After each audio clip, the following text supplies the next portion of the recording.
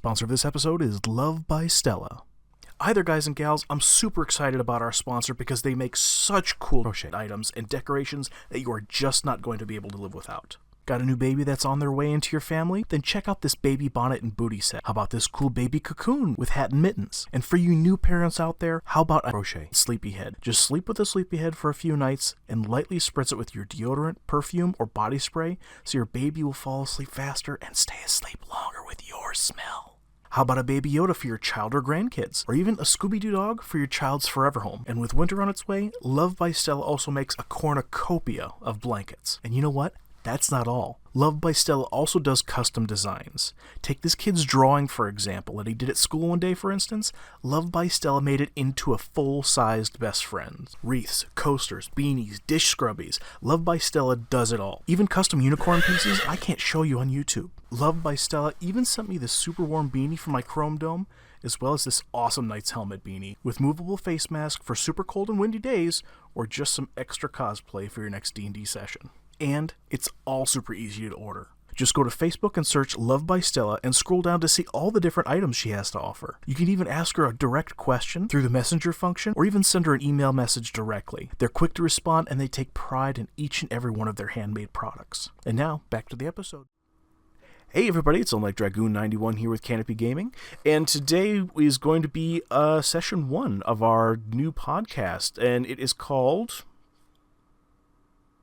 Fill me in. I actually forgot it. I know we came up with it like 20, 30 minutes ago. Thunderforce podcast. TPK. Thunderforce podcast. There we go. TPK. Yeah, with a K.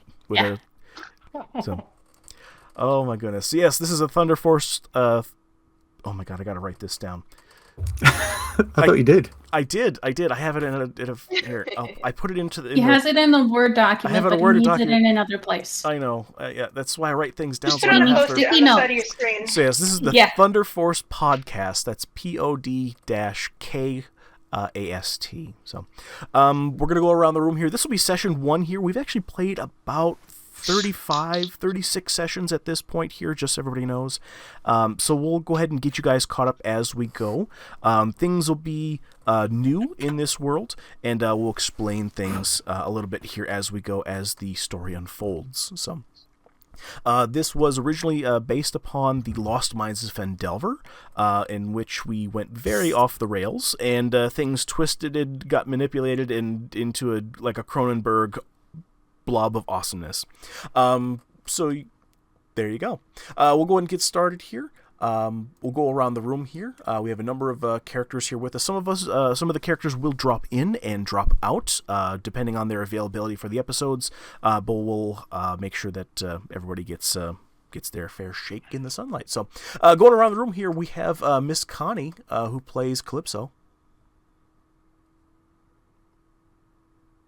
Cheers. We have Mr. MT, who plays MT. I forgot your character's name, actually. What was your... Holly, right? No, Karna. Karna. Let me write that down. Holly was our other friend. Oh, that's right. Goodness gracious, I should learn my own damn characters' names. We have Graham Cracker Gamer, who plays Skid Mock. Hello. And we have Mr. JD, who plays Minnow. Yes, the horniest of minotaurs. Yes. And we also have Miss Violet, who plays Astrid... Windsong. There we go. I always forget the last name. We'll go ahead and get started here. So everybody in the party here, as of just to explain some quick background here, the party essentially was just got themselves out of a dungeon and ran into a death tyrant, essentially after killing a necromancer. They were essentially, one of the characters, Skidmark, was essentially killed by the death tyrant that they went up against, and our Minotaur, JD, or Minnow in the game, made a wish, casted the spell Wish, and he wished for the big bad of the game to be put into a cube. In fact, here I'm going to actually go ahead and play the clip for everybody, so everybody understands what that wish is. So we're going to go ahead and play that clip here real quick. If I have it pulled up, I think I do. That hurts him. Magical darkness. You can shoot, but I do believe you have to go ahead. Oh, sir, you are up, sir. Cast a spell of my... Here we go. Here is the clip of Minnow making his wish. Do you remember that I had a magic candy the other week, which gave me the ability to cast a spell of my choice once a day, and that spell I chose Wish. Yes, sir. So, I would like for my action to utter the words, I wish that Neric Falkreath, the boss of Harmonkath, to be stripped of all his wealth, transferring it to me.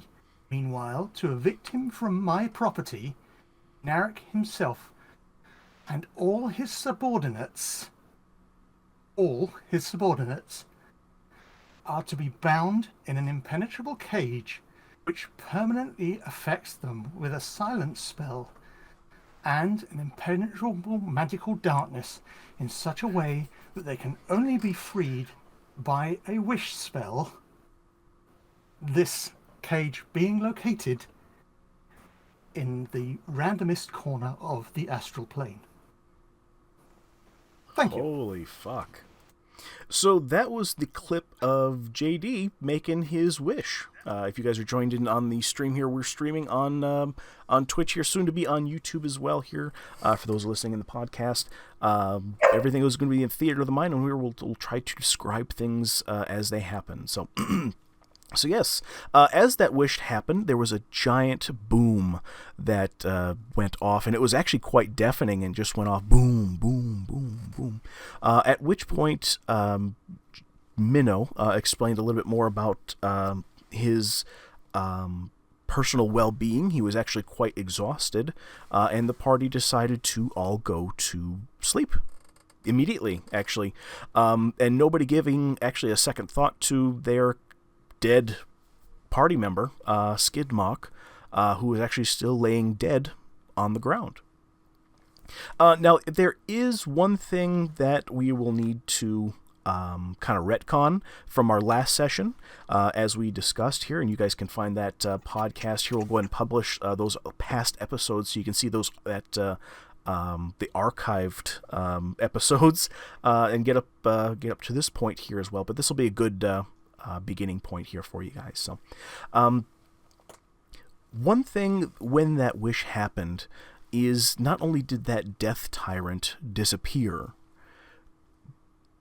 as well as all the other, bodies and such, but Astrid also disappeared as well.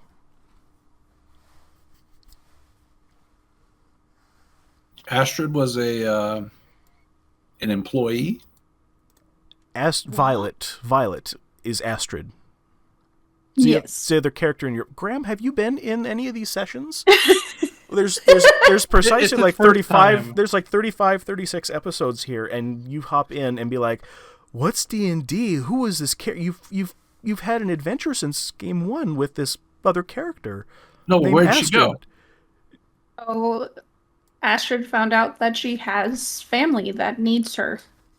We'll get to that. She disappears when said wish happens. Yeah, but the wish was for... Oh, crap. Associates of...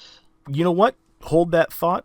We'll jump into game where everyone on the top of Old Owlwell wakes up in a cold sweat.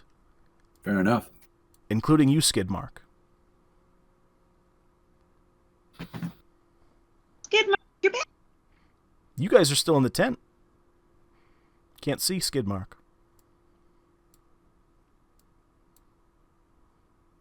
You said we all just woke up on top of Old Owlwell. He's Right. still laying We're in outside. the tent. You guys Yeah. You went can't in... see me. Okay. Wait a second. When Calypso was X-ray vision part of your part of the...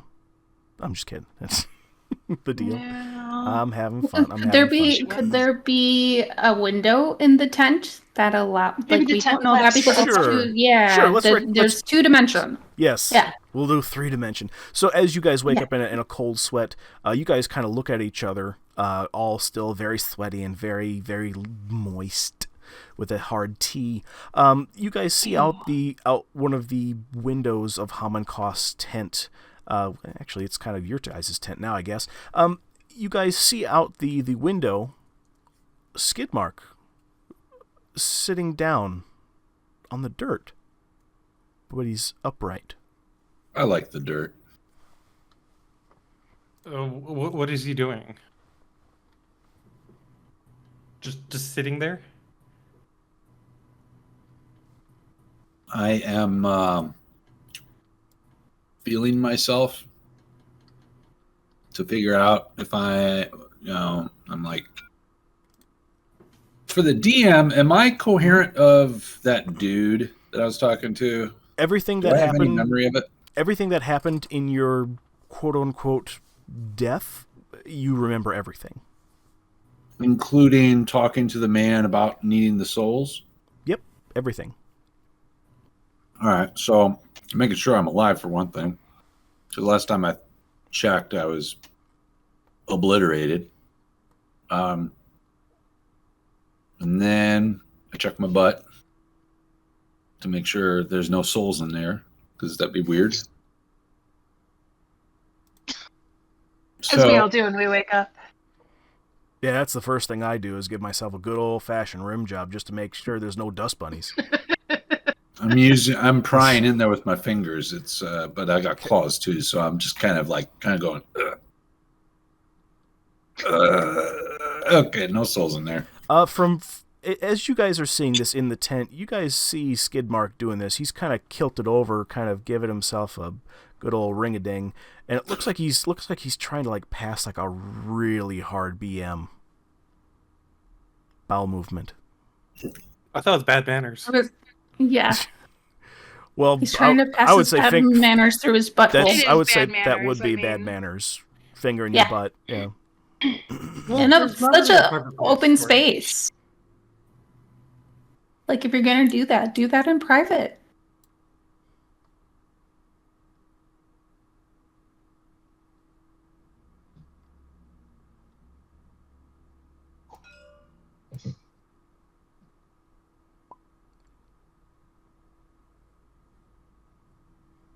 Uh-oh. Graham disconnected for some reason. Are you Uh-oh. still there? His stream just dropped. Is Calypso here? I'm here. So are you on your phone data or the house internet? I think I'm on data. You dropped Oh. off.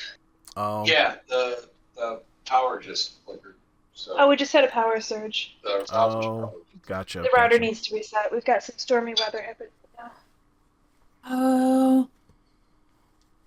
He'll be back. Cool. I don't believe you.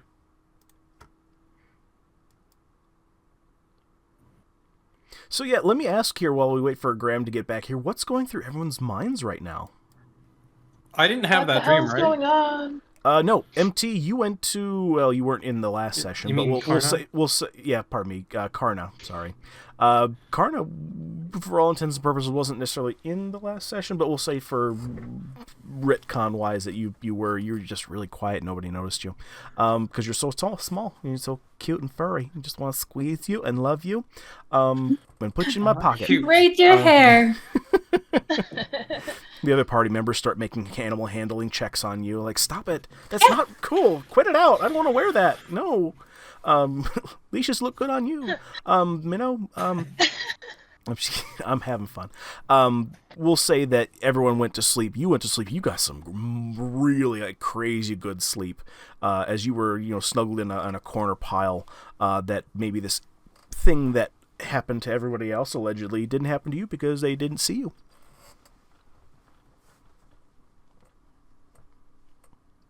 But you got some, like, wicked, crazy good sleep.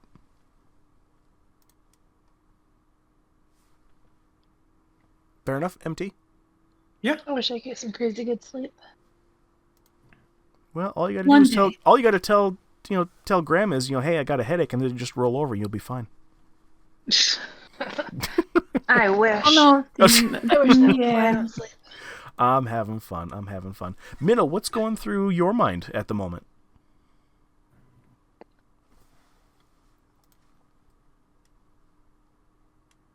Oh, is JD here? Oh, he's muted. He actually is not on. Oh, wait, no, he's muted right now. He was on Graham's Wi-Fi too.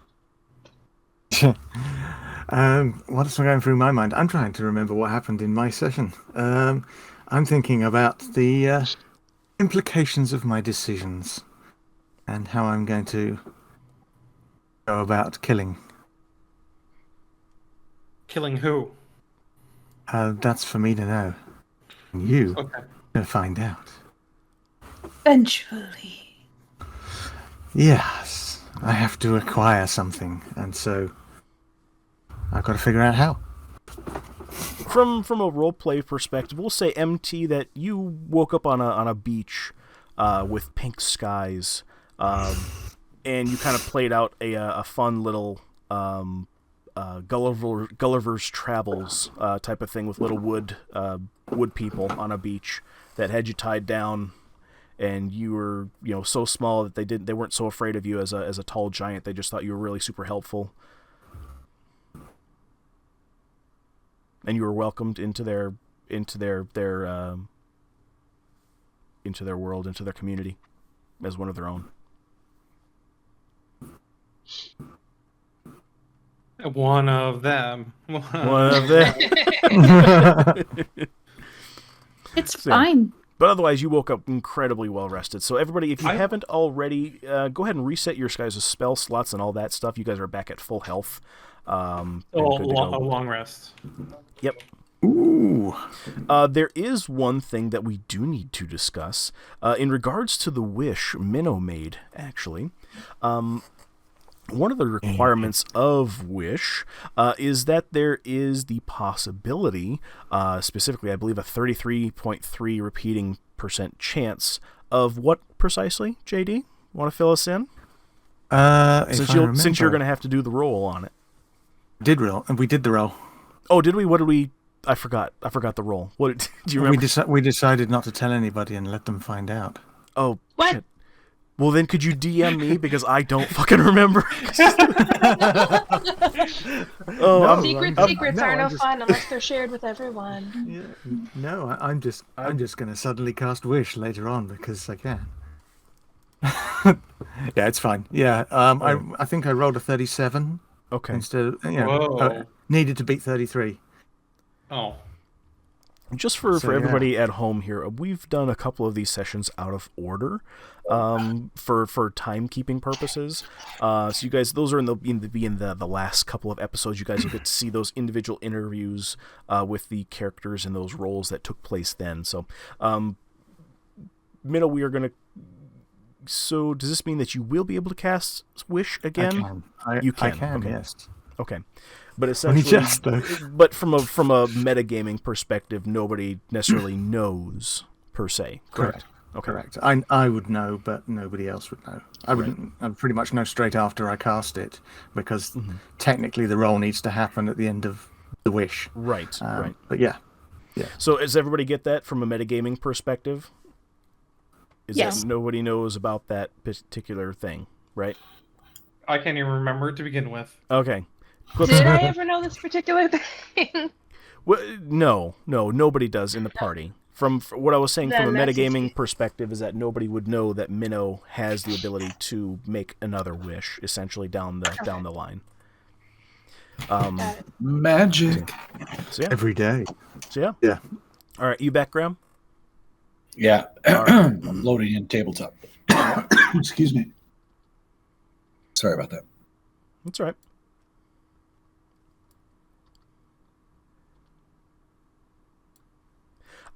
So yeah. So everybody, I need to have everyone, Graham, yourself included, go ahead and give me a perception check.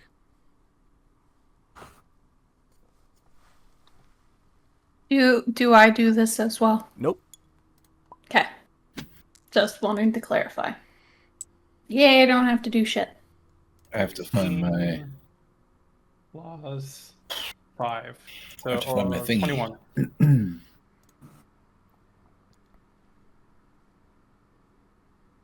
Someone's got to remind me again how to change my dice On what?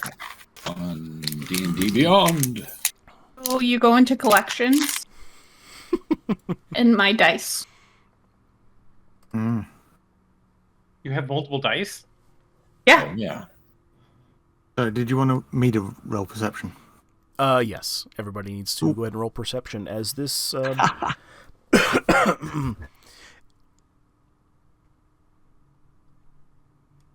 11, 4. Okay. I don't So see we got Minnow, anything Calypso, except my bone. Skidmark, you're actually just going to town on that back end rim of yours, and you don't see anything. Minnow, you definitely don't see anything except for obscene things through a tent window.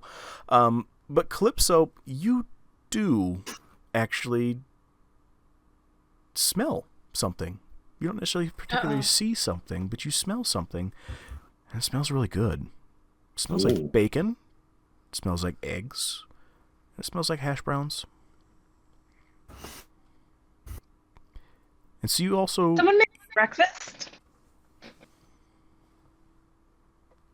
At this point here, for that individual person that's outside, I would say at the fire.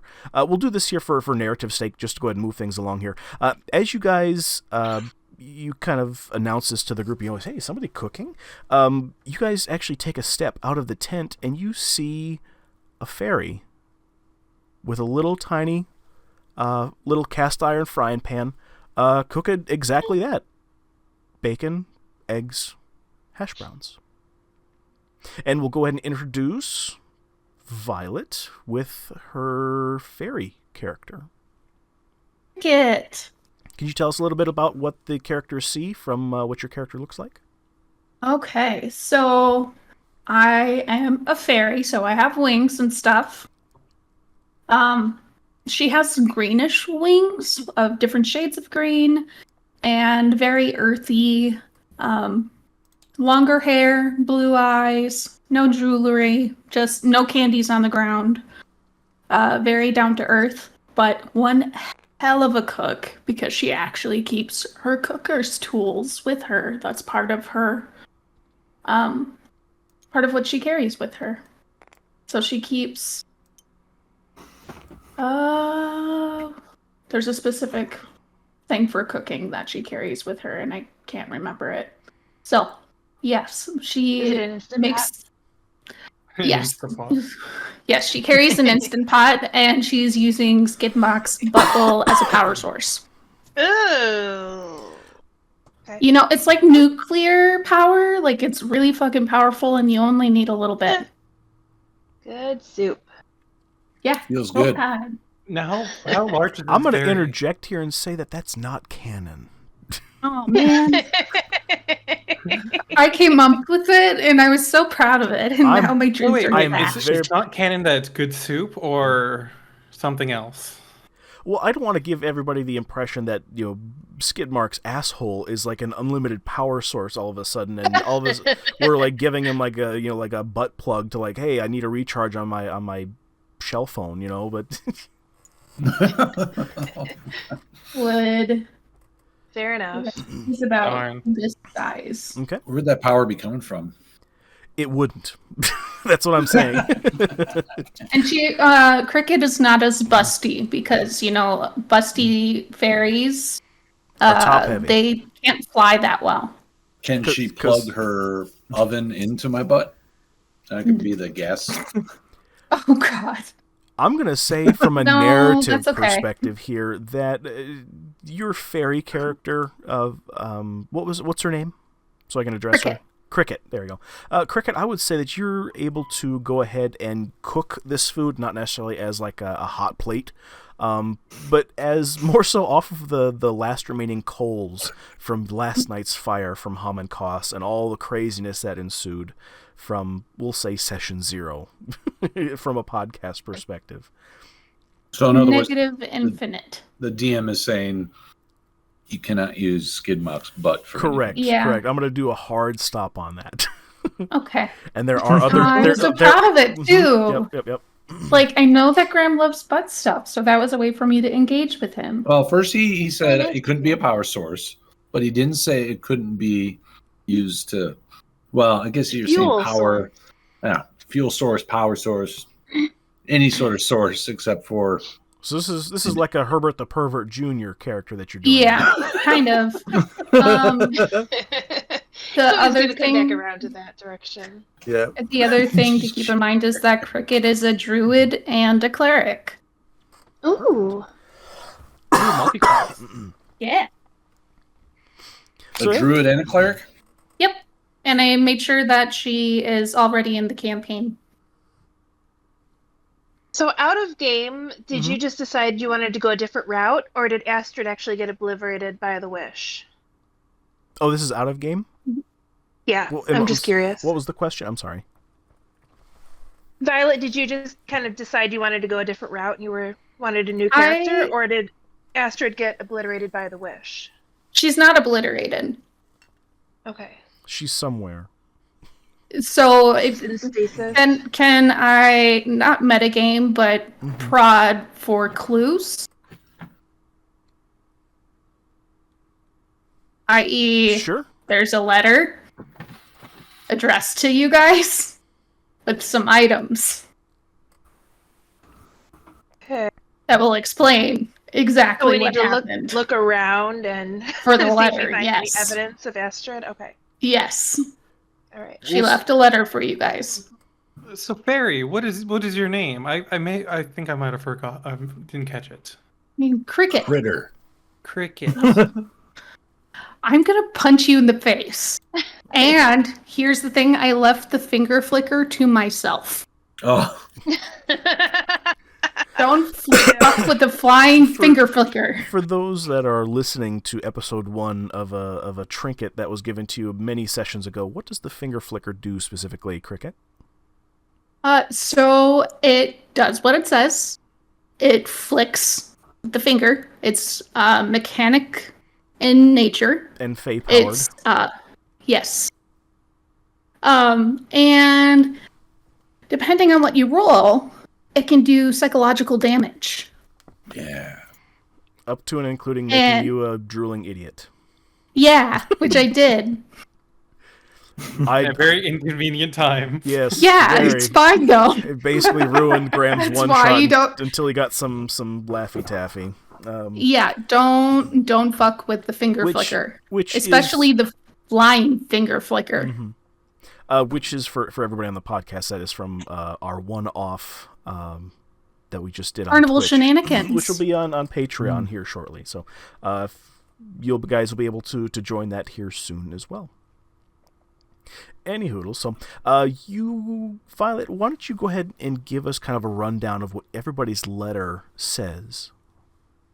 We'll say from It's a letter. We'll say from, Yeah, from it's like that. a retcon perspective, this is kind of like a just in case things happen to me. Cricket was the courier to make sure things were delivered to individuals. Yes. So it was a letter to everybody. But it's basically, it's not a will, but it's kind of laid out like a will. So she says that she found out that she has a family member that needs her desperately and needs her help, and that she didn't know that this family member existed at all. So she felt that she needed to depart to go take care of this family. She did leave some instructions. So for the Sword of Moth, she left that to Minnow.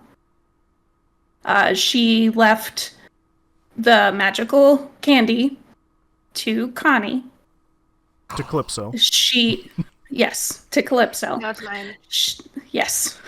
She left all of her food and her bow and arrow to Skidmock.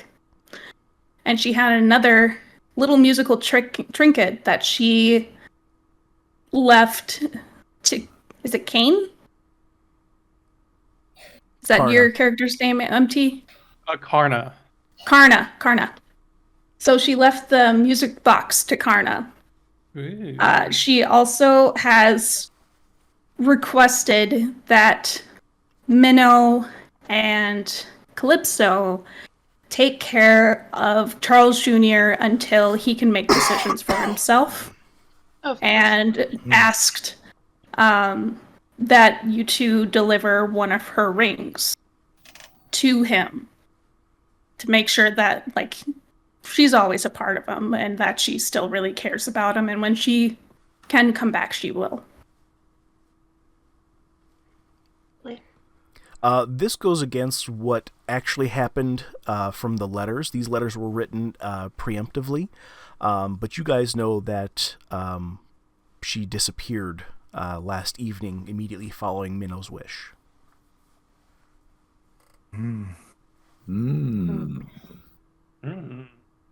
Ooh. Somebody was a spy. Oh.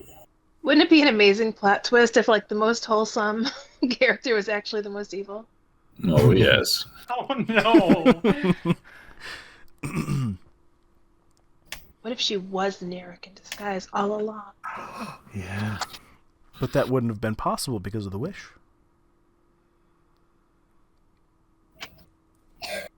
But actually, this all came to be... I love Astrid, but she wasn't a character that I created. And now that I've been playing more D&D, I wanted to really play a character that I made myself, and that wasn't pre-made for me. Yeah, You're tired of the character sheet. Yeah, we worked this into a little bit into the plot to make things more narratively pleasing, not only for the people that are going to be listening to us and watching us live when we do this, or on the YouTubes, but also to go ahead and give kind of a breath of fresh air to Violet as well. She's been playing that character since, it's like session 1, session 0, when Graham, DM'd our first session. Oh gosh. Yeah. Hey, it wasn't that bad. I'm not saying it was bad or anything like that. I'm just saying You that don't think her it's character bad. has I'm been saying- with us like from the beginning. Like that was one of the pre-made characters from the Lost Mines of Endelver module. Oh. Yeah, so she had like there was cobwebs on her character sheet essentially. Connie's character sheet has cobwebs on it. She should think about making a new one. No, hers was actually a custom. Oh, right, yeah. She played for a couple sessions as one of the pre-mades, and then MT helped her with her character build. Then we don't have any of the pre-made character sheets left over then. I mean, all those characters gone. I do. I mean, like in a physical version, but yeah. Right, yeah. But everybody is essentially has switched to a different character at some point in the story, yeah. Okay. Or something has happened, Yeah. I was custom when I came in, but yeah. Yes. Yep, Well, that's that's because there's nobody that compares. Oh, that was really sweet. Yeah. See, Cricket can be wholesome too. She's just a little flighty sometimes. So anyway, More of my ADHD. Getting back to the game. Hopping up into the narrative, Cricket, you've gone ahead and put down your pots and pans and basically came over, made sure that everybody was who they said they were, and you basically go ahead and hand out these envelopes after explaining that you're a courier that upon their death that upon said triggers that you were sent out here essentially. Mm-hmm. Well, we're down a person in our party. I think we should just invite you into this party. That was actually requested in the letters as well, that if I was invited, that I am welcome and that I will take over her journal. We Man, have a pair of pants if you want to party in them. No. She is how big are you? That's what she said. I'm right here. Yeah, well, Yep. So you would whatever. Okay. It's fine. Can we fit you in my pocket? Karna, No, I would Karna, fly tell out us- of your pocket. Karna, tell us what's going on here. You kind of seem like bedazzled, and you want to say something. No, it's fine. It's fine. Okay. So yeah. This as once she finishes up handing out these items here, I would say from a narrative perspective here, for those people like myself in the back of my mind saying, "Hey, that doesn't make sense. If I'm a courier and I deliver letters and I was told like, hey, deliver these letters and then give up everything that you did in your life, like the job that you just got paid for currying this, and then, be like a party person." I would say that as a stipulation of the contract, once it was open and read for the first time, there was a small portion aside to say, whoever is assigned as a courier to deliver this, please take my gold as compensation. So to sweeten the deal, so that you were less likely to go back to your old life as a courier. Take my money. Take my money. Take my money and be me. She left me the farting flower. What? Oh God, I Blue forgot flower about that. from the first session. Forgot about that. So everybody, I want you to make sure that you keep track of these things, because there are very important items that were given out as part of her inventory, and I will not keep track of them. So if you do not have them, I would expect you not to use them.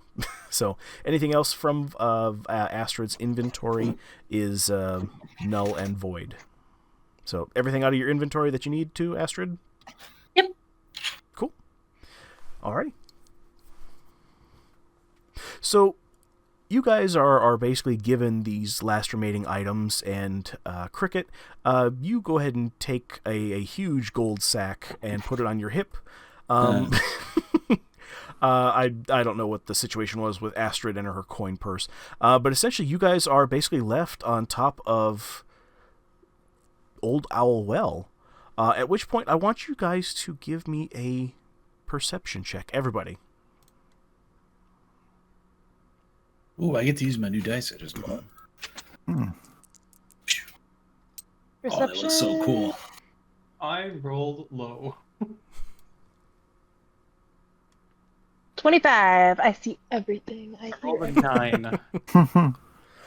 I rolled 19. Hey, 15 plus 1, 16. These dice look a badass. Okay, nice. And they make Everybody, cool noises too. I would say that everybody except for Minnow, unfortunately. Minnow gets some different dice. I would say everybody except for Minnow notices that last night you guys were still sleeping on the top of Old Owl Well, or at least what was left of the ruins. And from what you remember, this was basically like an open, like a hill that was completely barren, except for some small bits of grass. But there's a number of trees and very large bushy bushes that have somehow sprung up overnight. It seems that the forest is starting to reclaim Calypso? what was once so evil that it would extinguish the most basic life. Need to get a new outside. razor for Calypso. What? Bushy bushes.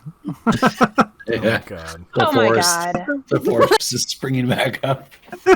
I just smack him upside the back of the head. I'm way over here. and I'm not by you. Cricket looks Yeah. over. Hey, I'm gonna I sprint do over there have and smack him the. upside the head. I can finger flick him from space because I can fly. It was worth it. Alrighty, so what are you guys doing? You got a fresh new day. Everybody went right to sleep after Minnow's wish last evening, after all the shenanigans. What are you guys going to do? I made breakfast. Oh, what did you make for breakfast? Thank you, of course, by the way. Yeah. Oh no.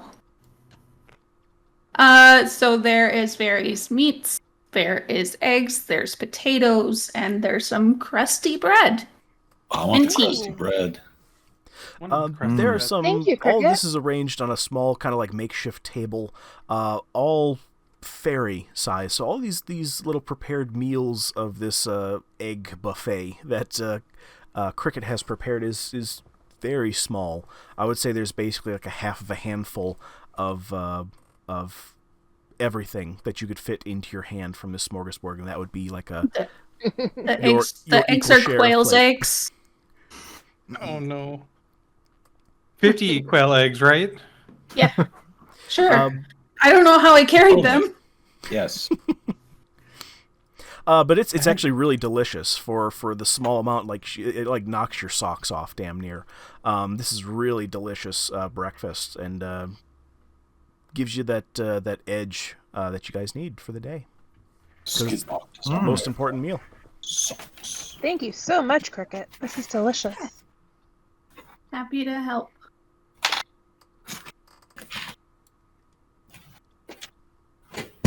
So yeah, what are you guys doing here? You guys woke up, saw somebody had also woken up from death. Can you let the dogs out? Woof. Sorry. Skidmark, how exactly are you here? I mean, I'm glad you're back, but Are you really? Insight check on that. I mean, What are you doing, MT? You're doing an insight check on whatever he's saying? No, she said saying that she's glad he's back. Okay. I said I'm glad that Skidmark is back, but All right, go ahead and do an insight. See if I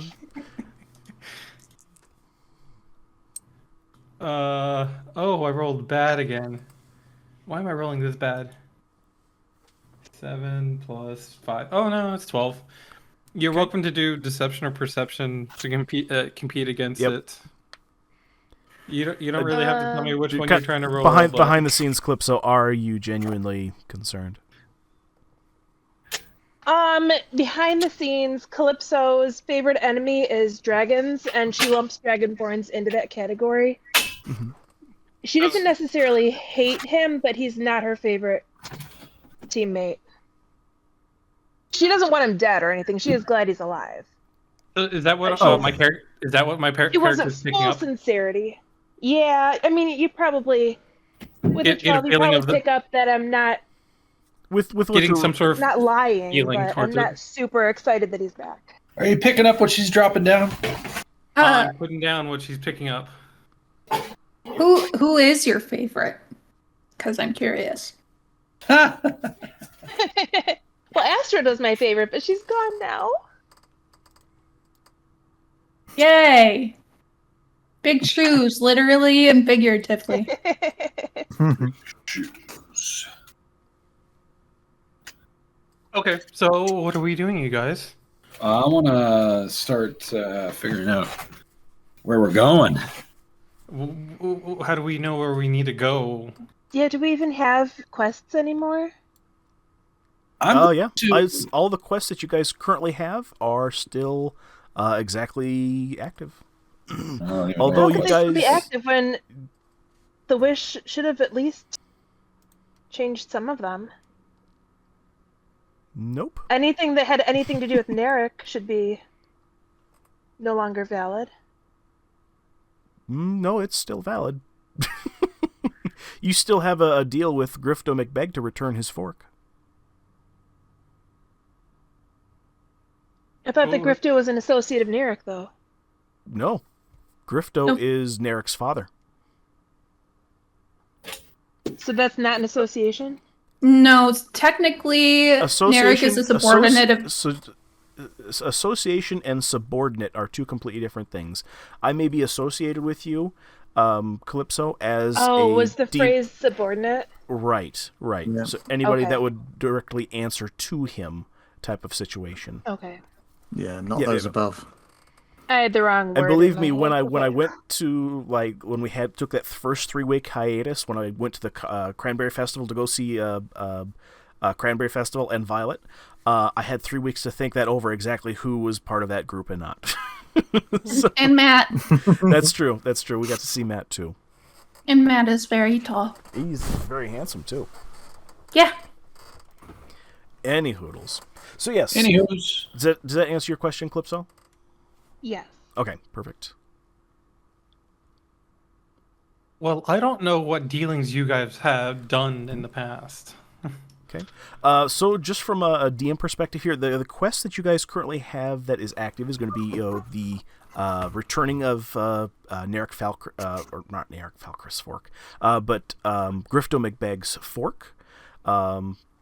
You also need to you have the quest of going to Thunder Tree to go ahead and get the necklace from the slaves that you rescued from the Trezendor Manor.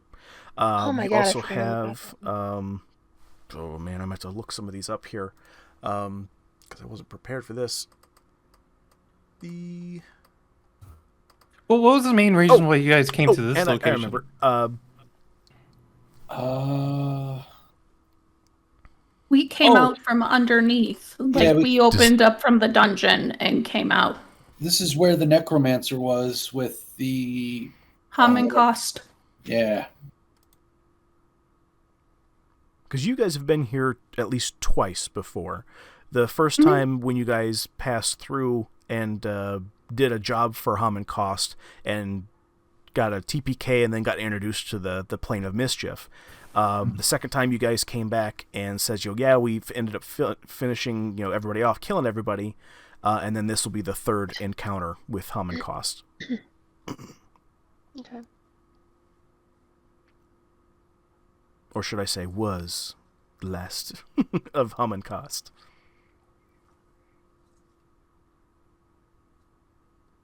Outside of that, you do have another quest that led off on the returning the fork, where you last left off. You were given the directions to go to Neverwinter, Neverwinter's library, where you would more than likely find Margain probably in a pile of books, is what Grifto had said last.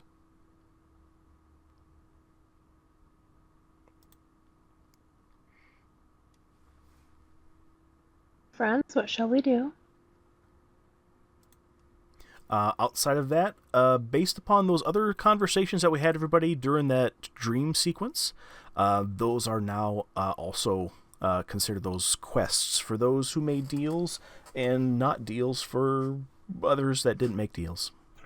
Not quests for those who didn't. So not everybody made a deal. He lied to me. I don't know. Basically, everybody that everything that happened in the dreamscape basically happened, and those who are required to fulfill their end of the deal is required to fulfill their end of the deal. And for those who either didn't get that encounter or just happened to arrive as a new character, didn't get that conversation. But if you agreed to do something, then you are contractually obligated to do it, and I would consider that a quest. Bitch. Connie, did you just say bitch? It's a son of a bitch. Bitch.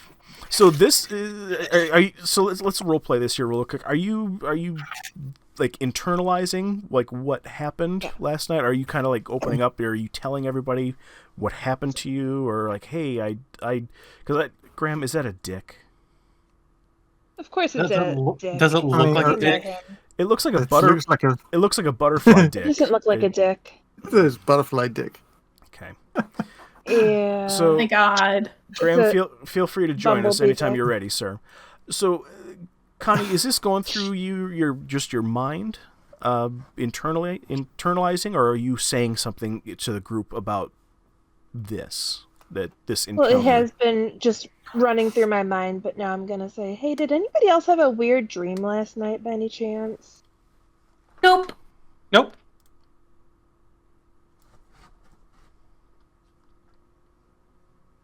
Actually, now that you say it, I had a dream that, like, I was like, I don't know. It was like it was in Candyland, and it was really fucking weird, man.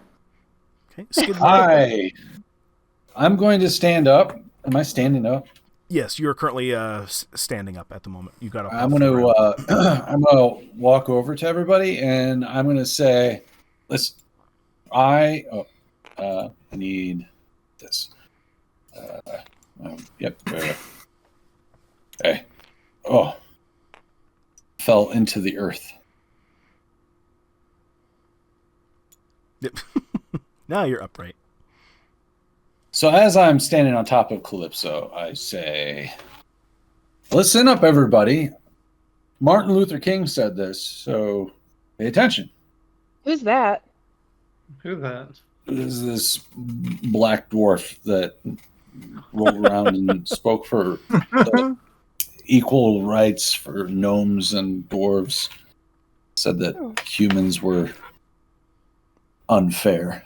So, we are. Skidmark, is this a true thing that happened, or is this a lie that you're telling? Because if it's a lie, I want you to roll a deception. No, it's not a lie. Okay. It's not a lie. I'm not a liar. It was taught in Dragonborn school. Okay. So he said, I had a dream. One day we could walk down the streets and not have butterfly dicks fly at us. And I had another dream where bald-headed men with red beards would not throw sticky goo at us. And then I had another dream where I don't remember what he looked like, but he giggled at me a lot and put his hand on my knee and said, have a seat, son. I'm going to talk to you about your butt and souls and the fact that you don't have any in there. And then one day, as I sat down in this chair with this weird man's hand on my knee, I said, well, why am I looking in my butt, sir? Why do you want me to look in my butt? And he says, well, you owe 100 million souls. 100 million souls. Is it 100 million? I was told 10 million. Yeah, it's 100 million souls. Mm. And so then I said that, I too have a dream where everybody can be happy, and you can be happy if you feel that you have the money to spend. Because if you look at my sales chart here, you could spend this much money and be the happiest person in the world, but he wouldn't fall for that. So instead, he said, I owe 100 million souls, and I asked for 5,000 gold. And I have a timepiece here. Does anybody know what a timepiece is? Would you like to tell us? I bet you're going to tell us. No, I'm not going to tell you. So it will tell me what time it is no matter where we are. It will tell me where I am when I open this thing, and it will tell me how many souls I have left to collect.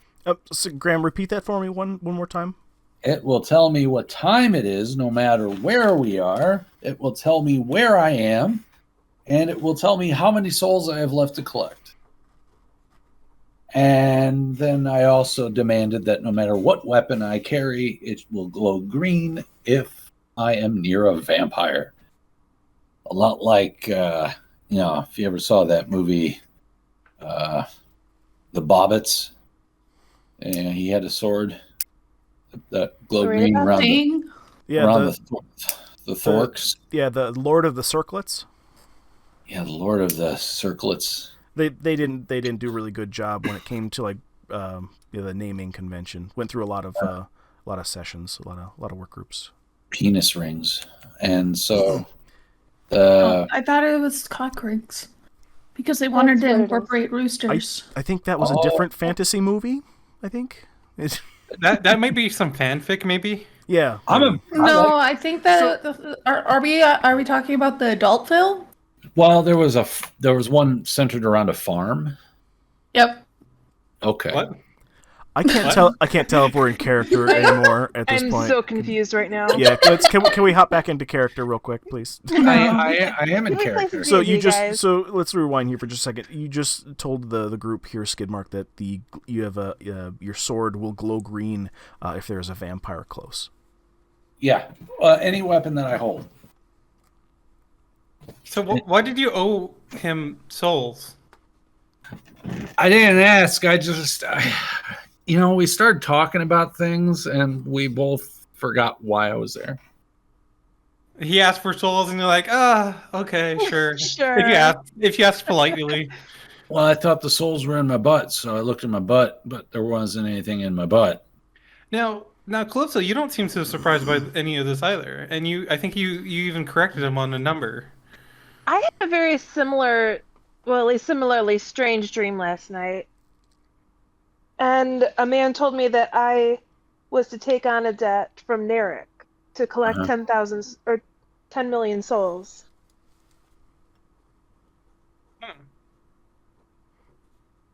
That is correct. Is it 10 million? Or was it 100 million? He told me 10 million. I think we should. All right. This is where we're going to need the party to come together. I'm assuming Minnow is not having any sort of reaction to any of these new information other than surprise like I am. No, I'm listening quietly, because I have my own. I have my own reasons to keep quiet because of what I know. But So Skidmark, real quick before you do that here, Skidmark, as you're kind of discussing this, you kind of pull this this timepiece out and kind of show everybody its features, and you show everybody the 5,000 gold that you have in this giant bag that is now filled to the absolute brim. Like if you were to like get stabbed or somebody slashed you just right, they would literally spill this bag of coin. And it's actually pretty quite heavy. But when you open up the timepiece here, there's some letters on this timepiece. The first piece here says "It's now," which is two sets of words on this outer size of this watch. Essentially, it just says "It's now." When you open it up, it says bullshit. You open it up and it says "You are here," and there's a little mechanical readout that says 10 million souls. Okay. When you go on and you realize what's happening here, it's that point where you pull off your helmet and you discover that there is just a single blonde hair at the very kind of back of your head, meeting the requirement of short in the front, long in the back. Oh, that's like the biggest FU from a DM. See, based upon the exact wordage that was used, that's what was agreed upon. It would tell the time wherever you are. It's now. Where are you? You are here. What about the tracking of souls? Is it just saying that you owe him 10 million? That's all. That is actually the actual mechanical piece that did come to full fruition. Essentially, so it will actually tell us how many souls. Correct. You would make that assumption that it would change, because that instead of just words that says it's now, it's here, it actually has the readout that says 10 million on it, and it just says 0 10 million underneath. Yeah, it actually has says how many is owed. It says 10 million owed souls.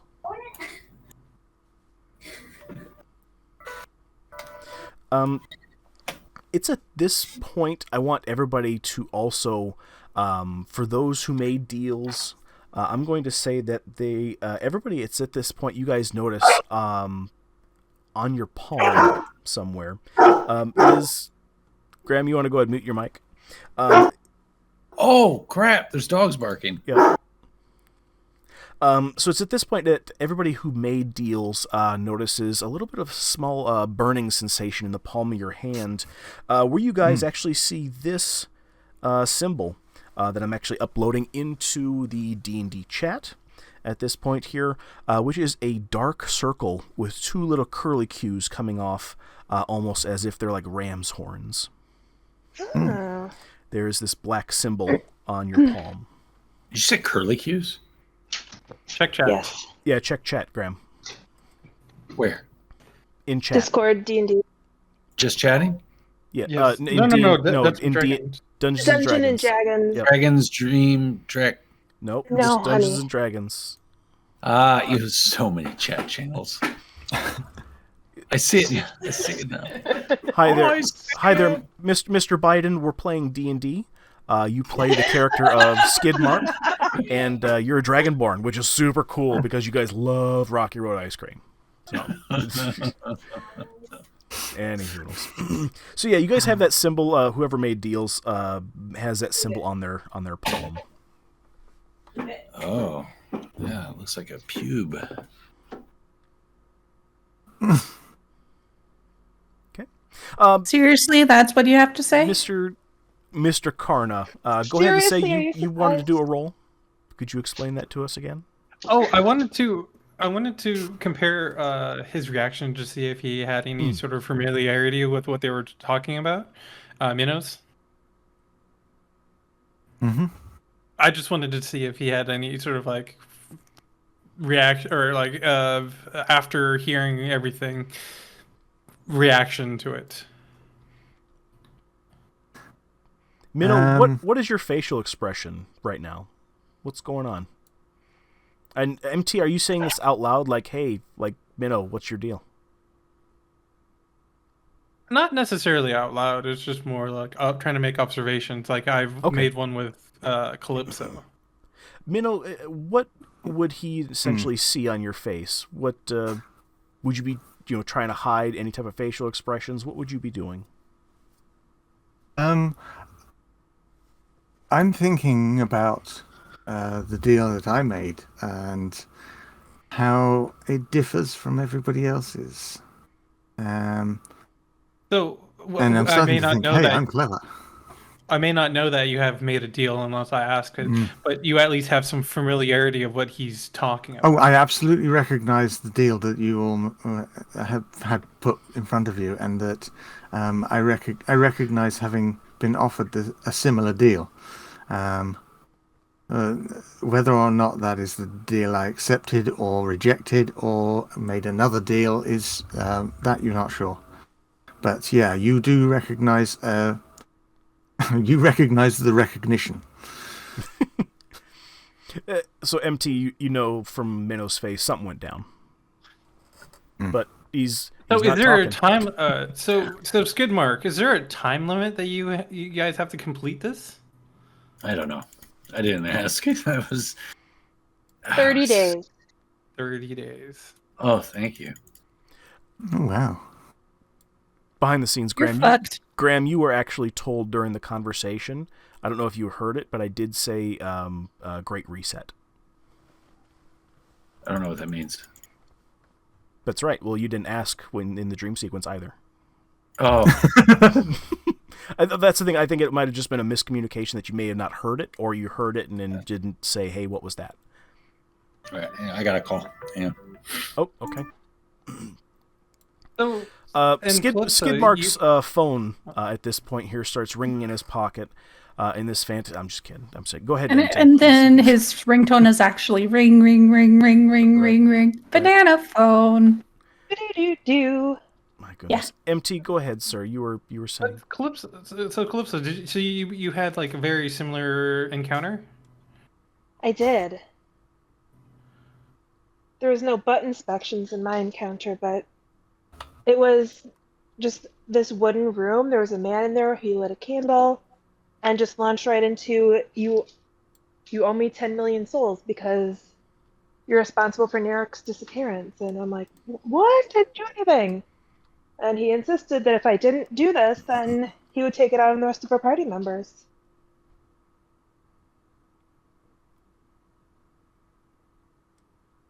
I'm assuming, Cricket, you're also in the unknowing because Yeah. I I just got here. Just like me, of course. I didn't have a weird dream or. I had a weird dream, but it was about Candyland. Oh, okay. Well, that's weird in general. Yeah. Not specifically weird.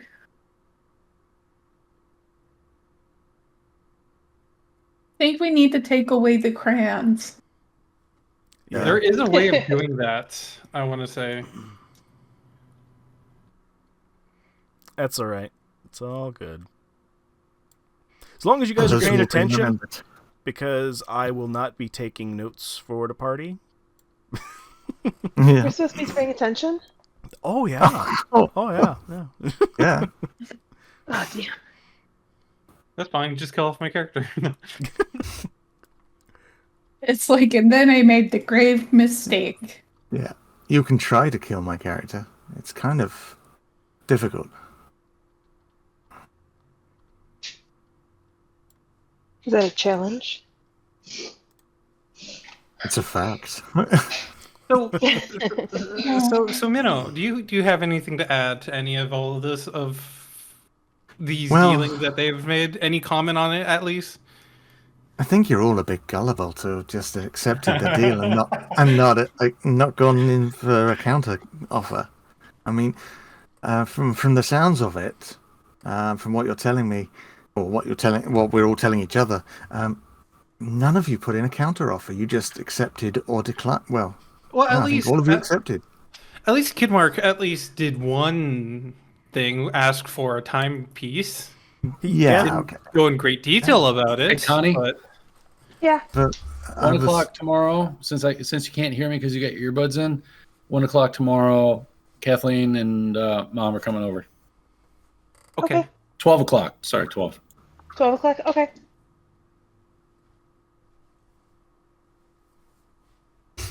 Sounds good. At least Kidmark took like one step in trying to make a counteroffer. Hmm. I'm not trying to say anything about you, Calypso, but you probably could have sweetened the deal, I guess. I'm sorry. I was half asleep. I was scared and confused. Actually, threatened my out of friends. game. I'm surprised she's actually functioning right now because she was up all night with Garrett. Oh. I just mean that Calypso was just woken up in the middle of the night. But yeah, I'm also pretty tired myself. Oh, wasn't it a dream sequence? It was a dream sequence. This all took place in your guys' dreams. I would say to you guys, from a character perspective, that those that made a deal are very didn't get much restful sleep. It felt like you were awake essentially during the night while you were sleeping, essentially in the dream sequence. You still have all your guys' health points and stuff like that. All your guys' spell slots are filled again. But and you guys are technically had a long rest. But you guys don't feel necessarily that you guys had good sleep. Mm. So yeah. Karna and Cricket got great sleep. Yeah. Yeah, I mean, I'm just a little weighed down because of all the gold and stuff and it being larger than my person. But other than that, it's fine. I'll just have to convert it into digital currency and it'll be great. For narrative's yeah. sake, Cricket, how much gold did Astrid have? Let me pull that up because Just I out of game. I'm actually kind was of curious. working. I kind of want to see, Yeah. like, from a mind's eye. I kind of want to see how big would that be from a narrative perspective. So I'm going to my inventory. Every 50 coins is a pound in weight. Well, what about the bag of holding? I don't know what the physics are with the bag of holding. There's a weight amount for a bag of holding. There's a limit. Yeah. Yeah. Can And you guys size actually of the count? mouth. I have 74 gold pieces and 5 silver pieces. Okay, so there'd be a sizable bag, a little bit bigger than like a softball, essentially. But it's still Yeah, so about the half my size.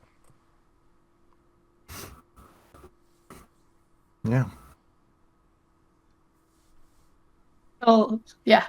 Frick, I know we just met, so I understand if you don't want to trust me yet, but I'm willing to hold that for you if you'd like.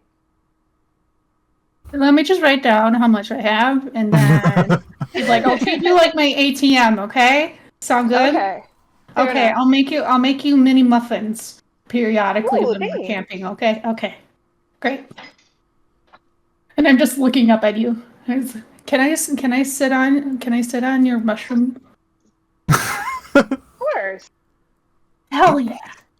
Glad you're not asking a Can- guy that. from a podcast perspective, I'd like you to consider those words.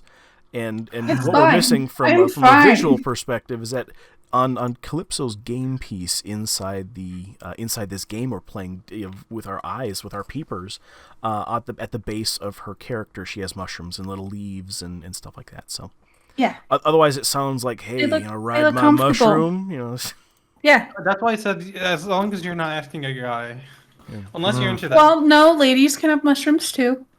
Okay. But that's a fungal infection. You want to get that sorted. Well, I mean yeast.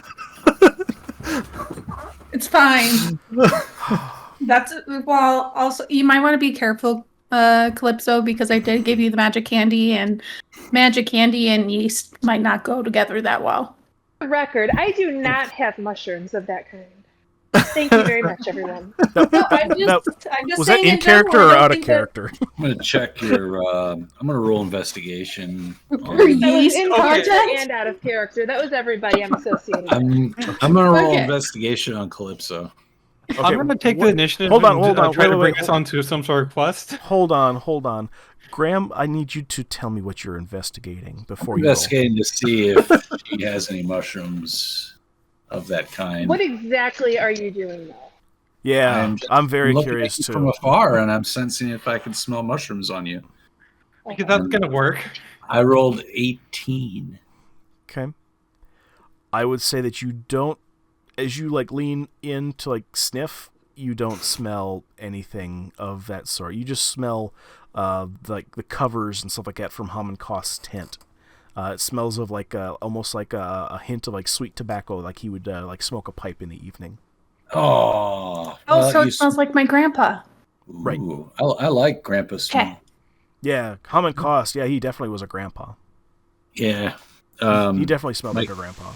My character's a big fan of that. So yeah, you lean in, Skidmock, and you sniff, and that's what you sniff. Calypso, how are you reacting to this?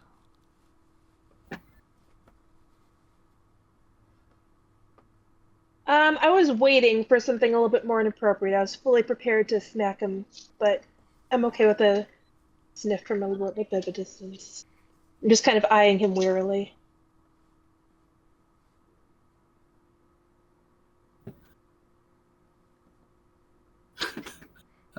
I like how the eraser's going everywhere. Mm-hmm. MT, you want to pick up? Let's try getting onto some sort of quest. Let's progress the story, you guys. Oh, you want to play? If we wanted just talking, we could do just talking later. Okay. I guess we could play. So, what do you guys want to do? For those who took notes and know what's all available out in the world. I'm going to try to tickle Minnow. Mm-hmm. So that's a vote for no on playing the actual game. Minnow, how are you reacting? Are you accepting said tickle, or are you saying hey, no? Depends. What exactly is he going to tickle? I mean, I see this hand coming towards me. Is it coming high, low, upskirt? What's he doing? Yeah, Skidmock, what specifically are you doing with said I hand? haven't decided yet. Well, you better decide. You're coming at me. Yeah. Ooh. He just jabbed his hand into you and just I attempted to tickle, but I failed. Yeah, you just shoving it anywhere. Are you? Just get what you can grope. I'm going to come in at waist level. Oh, fine. Hey, Like a wholesome tickle. yeah. I allow it. Okay. On what part of body are you tickling, Skidmock?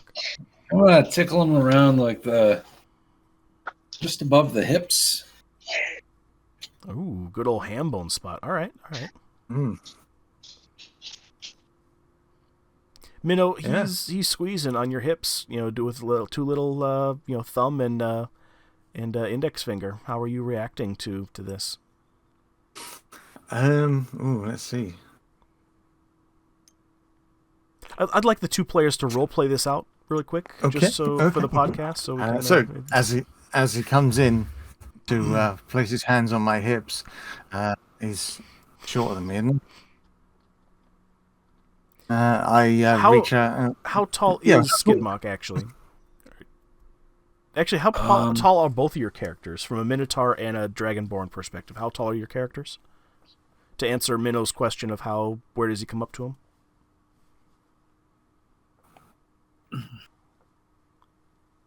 Yeah, because I am 8 foot tall plus a foot of horns above.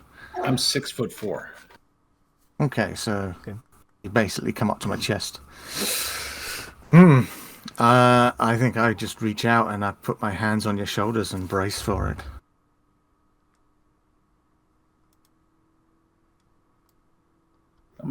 So so you guys are kind of embracing at this point here. Skidmark, you doing the tickling allegedly, and Minnow's just bracing for it. You go ahead and start beginning to go ahead and tickle him. At least you think. Gucci goo. Yeah. Minnow, are you ticklish? Is this ticklish to you, or are you just Not hold his not shoulders? particularly. What's not going particularly, through Minnow's mind right now? What's going through Minnow's mind is the fact that this creature is a paladin, and he's very tempted to grab a fistful of the hair on the back of your head and snap your neck.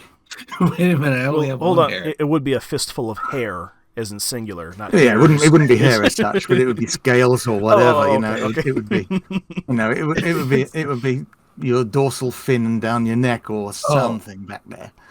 It would be whatever it is. Because I've only got the single blonde hair. Oh yeah, you just got that one. I'll pluck it. Okay. Alrighty. Minnow, I want you to make a strength saving throw.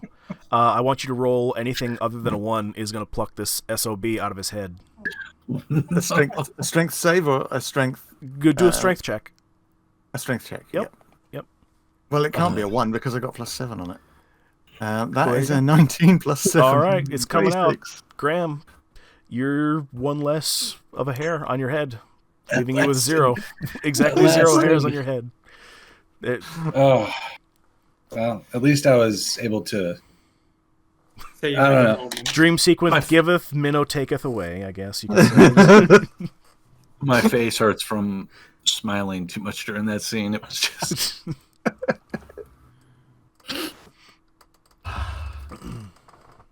Okay. On that note, and then I smack him on the butt. Let's go do a quest, huh?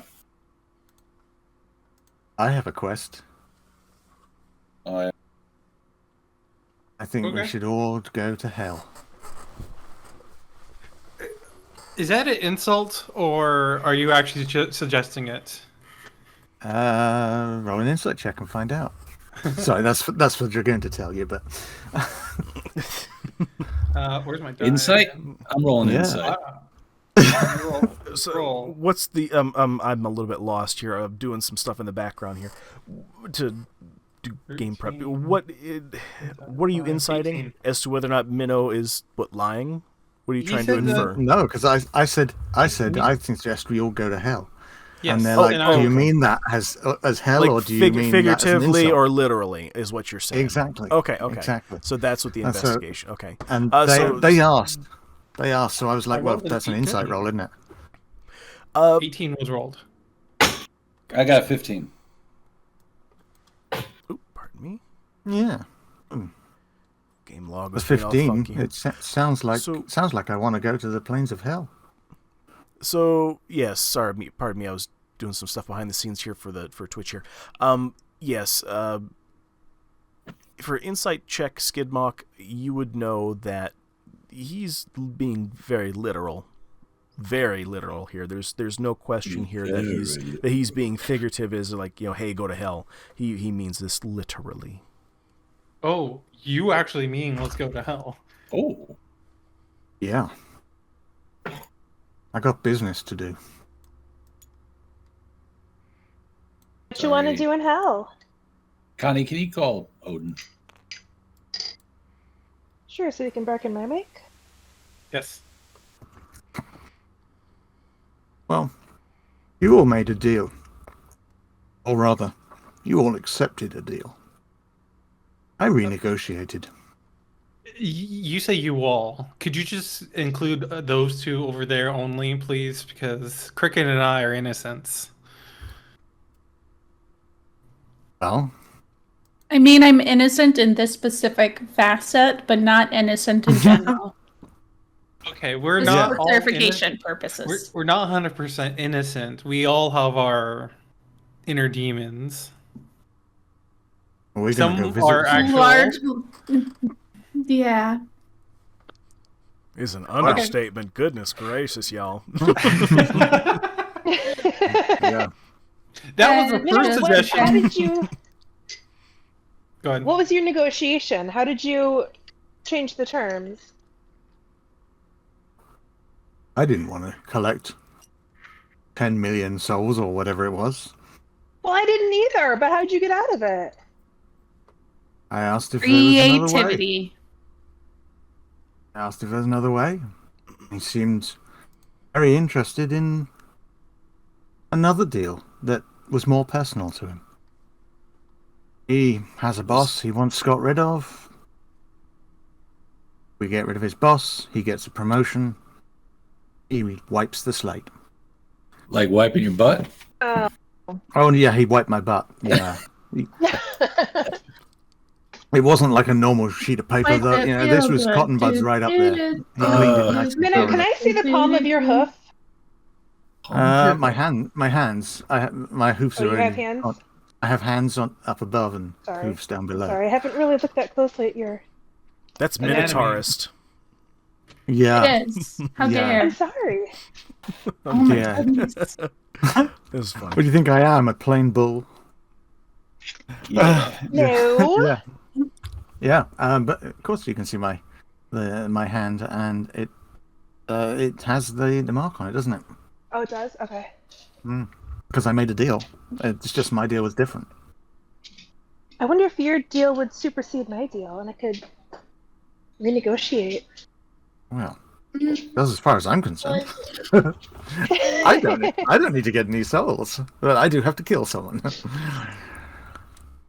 Well, It's hot cocoa, Callie. Stop yelling. that was the first suggestion that we have had so far. So I suggest we probably go with the let's go to hell. Let's Sure. Great. Just, Anyone got a handbasket? I mean, if there is a handbasket, can I please ride in it, or can I ride on one of you? I've got little legs. Can't you? Oh wait, you said you can't fly. I can fly, She can but fly, also but hell, she's tired. like, and like hell, like wouldn't my wings burn? Magic. Don't I have to don't I have to like protect them and keep them safe? I don't think there's. I don't know how that works. Do you believe in Carry your magic? wings. You can ride on my shoulder. We will cross No. that bridge when we come to it. But I would say it would function the same way as the prime material plane does. That if you get into fire, you burn. If you get into water, you get wet. If you get inside Herbert the Pervert, you get really poopy all of a sudden. But what if I don't? What if I want to be the exception to a rule? Do we put a liner on you then? Well, then you're a superstar girl. Own it. Superstar. Yeah, I'm a shining star, no matter who I am. So what are you guys doing? How do we get to hell? Hell. Do we just I don't know. sink straight down? Yeah. Minnow, I guess we got to find out. that part of the we deal ask was actually never Twatter? discussed. I mean, I say we go in a circle, hold each other's hands. You Yeah. could Tap our ask heels together. you could ask Twatter, which is just for everybody at home. Twatter is what the characters created as an alternate to a very highly valued trademark. Don't want to get sued by them. Company that has a little blue bird as a logo. The characters in their campaign call their system of talking to each other Twatter, and everybody has access to it in all of this fantasy world. Wait a minute. Do we still have our communication device with our little buddy that With makes us? Barry, The absolutely. Pohone? Can we ask I got my Barry? pony. Well, Well, you know, did he's- Herbert? I mean, I guess it wouldn't hurt to try. The only two people that, unless we explicitly said that the Pajones were passed on, the only two people that would have Pajones Would be are Minnow and Calypso and Minnow. Calypso. Yep. Oh, Minnow's got it. 'Cause I And- forgot about the Pajones and didn't put it in the letter. Yep. Minnow and Calypso are the only two people left in the party that have the Pajones, which is a very stupid way of saying phones. They have cell phones. We have fantasy cell phones in our game. Oh, So I thought they were like pants or something like that. no. There's some fantasy cooler. phones that the party was given for communication devices directly with Barry Dingle, their hired artificer back in Phandalin. Because we're cool. Yeah. I'm going to give Barry a call, you guys. Sure. Barry. Okay. We might need to cash out some of our money that we've got there at Balls as well. Get you outside. How about that? How about that? Calypso, you're making this call, is that correct? Yes. Okay. You pick up the Pahone and go ahead and hit the button that has Barry's face on it. He made this very user friendly. It basically has a picture of all of you on each one of the buttons as to who it wanted to call, and then basically it would display their face, kind of like a fantasy FaceTime, essentially. So Hey, you out go of ahead. game, could we call Herbert and Astrid since they still have their Pajones? Theoretically? Might be Technically, out you of service. could. As if they've got cell service there. On another plane. Yeah. Figure it out. I suppose you could try. Sorry, that was totally just an answer. Herbert. So Herbert. right now I'm calling Barry. Okay. You go ahead and hit Barry's phone button, or Pahone button, and it actually picks up on the first ring of all things. He says, "Where the hell have you guys been? We've been everywhere. These things are able to get through rock and solid woods and all kinds of like concrete and shit like that. How come you guys weren't answering my calls? I called and I called and I called. You've been gone for like 3 or 4 days." I'm sorry, I think my Pahone is on mute. I didn't hear any ringing. There is no Start mute. singing There's no Buttercups. mute function on these things. I didn't hear it, Barry. I'm sorry. I wasn't ignoring your call. Where have you guys been? We're at Old Owlwell right now. All right, we'll finish I up. was dead. We'll finish up whatever bullshit you got going on Listen. here, and come home real quick to Phandalin. I need your help with an experiment. Barry, do you want to screw? I have a question for you. Oh, yeah, what's up? What's up? Do you know how to get to the plane of hell? Oh, yeah, cross the river Styx. Easy peasy. Everybody that? knows that. The river, Where's the the sticks? river Styx. It's honey. It's not like a real like literal river that I know of. It's kind of like a figurative thing. Like you read the old like books and stuff like that. Like the old the good book, I guess you could say they call it. That the river Styx, like dead people cross that. They get So we across. gotta die. If we're alive and trying to stay alive, how do we get there? I don't know.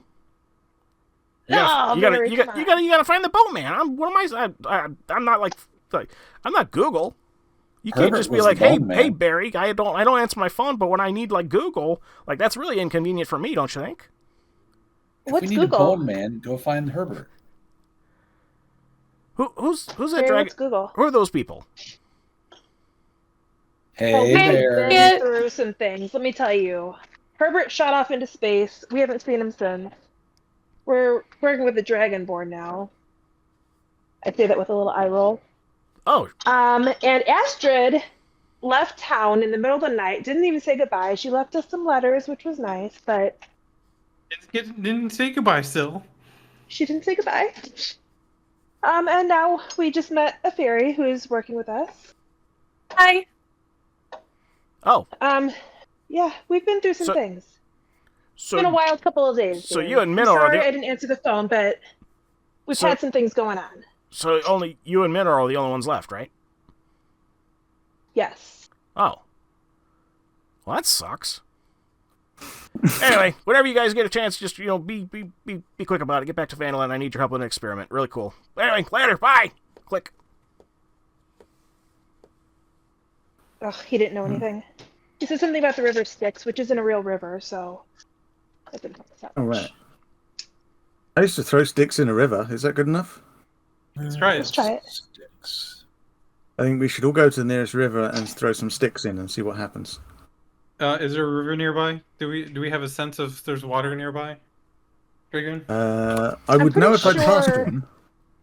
I could roll nature survival. Okay. Find out if there's a river nearby. Let me. Nature's always that one trait that's like, I don't know what it is. It's like everyone's dump stat or Whatever. I want it to be. nobody It's wants strange. it. Yeah. I like it. Except for them fey critters. Yeah. I got nature as a proficiency. Oh, Hey, there you go. I rolled a 1, but I have 7 with my bonus. Oh yeah. Calypso, you would have not the foggiest effing clue where the closest body of water is. You look at the horizon, but you do see all those trees that are now kind of climbing the hill Macbeth style up to the top of Haman Kast's last remaining place here. So yeah, you don't have any idea as to where like the closest body of water would be. I have a question. Yes. Since Cricket was a courier here, what are the chances that she would have seen the nearest body of water? I'd say that they were probably pretty good. Historically. I mean, as a courier, you kind of have to know the lays of the land and how to get through places. We're looking for something specific, a river. He Not says river necessarily a Styx. body of water. I Well, have a bonus to history though. If this is a historical item, I might be able to recall where it's at. So River is not a historical item. Um, It's a place. Is Might it be a a historical historical location? place. but since I was a courier, would I have a map? Do you have a map in your items in your inventory? Not know, in my maybe. inventory, but I was a courier, so it's one of those things that I didn't really think it through. So I'm putting that question out there. What are the chances of me rolling a map? So are you essentially begging the DM like, can Yes. I have a map? I say Please, that because I was a courier, I was substantiating it. I would say as a courier in the prime material plane that you absolutely have a map, but the only reference to the River of Styx is kind of like in around like the border when they they kind of put in like sea monsters into the sea, and they kind of put evil demons and stuff like that out at sea or like the edge of the earth. You would see What like if we just- the plane like a generalized like map of I think we were just Like looking a for hole. a river in general to throw a stick in, oh so oh, that okay. we could see if So, your see if idea it's works. punny in nature or not. I see. I'm getting what you're putting down now. So, Yes, you would know but we could also go in one direction and just walk until we can't walk anymore. Or Do that. ride on somebody's shoulder and I'll braid their hair. Yeah, braid my hair. Cool. Can you weave in some little flowers along the way? I'll pick some wildflowers and you can weave those into the braids. Yeah. Yay! Yay! And I'm really, really good at doing eye makeup because of my tiny hands. Ooh. And I'm really good at beadwork. All right, we're gonna work this out. So yes, so You for, ride on my shoulder and sometimes on my cheekbones. Okay, cool. Okay, so you guys, not Astrid, Cricket, you are able to pull out a map of the area, and around Old Owlwell there is a small little stream, glacier-fed stream, and we'll say you guys are able to navigate to it pretty quickly, pretty easily. And we'll say for those who are not visually impaired, that on the stream here, we're drawing that little stream in right here with little two blue lines. Oh, so it's not Graham drawing? No, not this time. This is the DM doing his best to give you guys a stream at demand. So there's a stream. It's all kinds of squiggly, and you are on the side of it. It's a little babbling little stream that's glacier fed. It's nice and cool, nice and cold.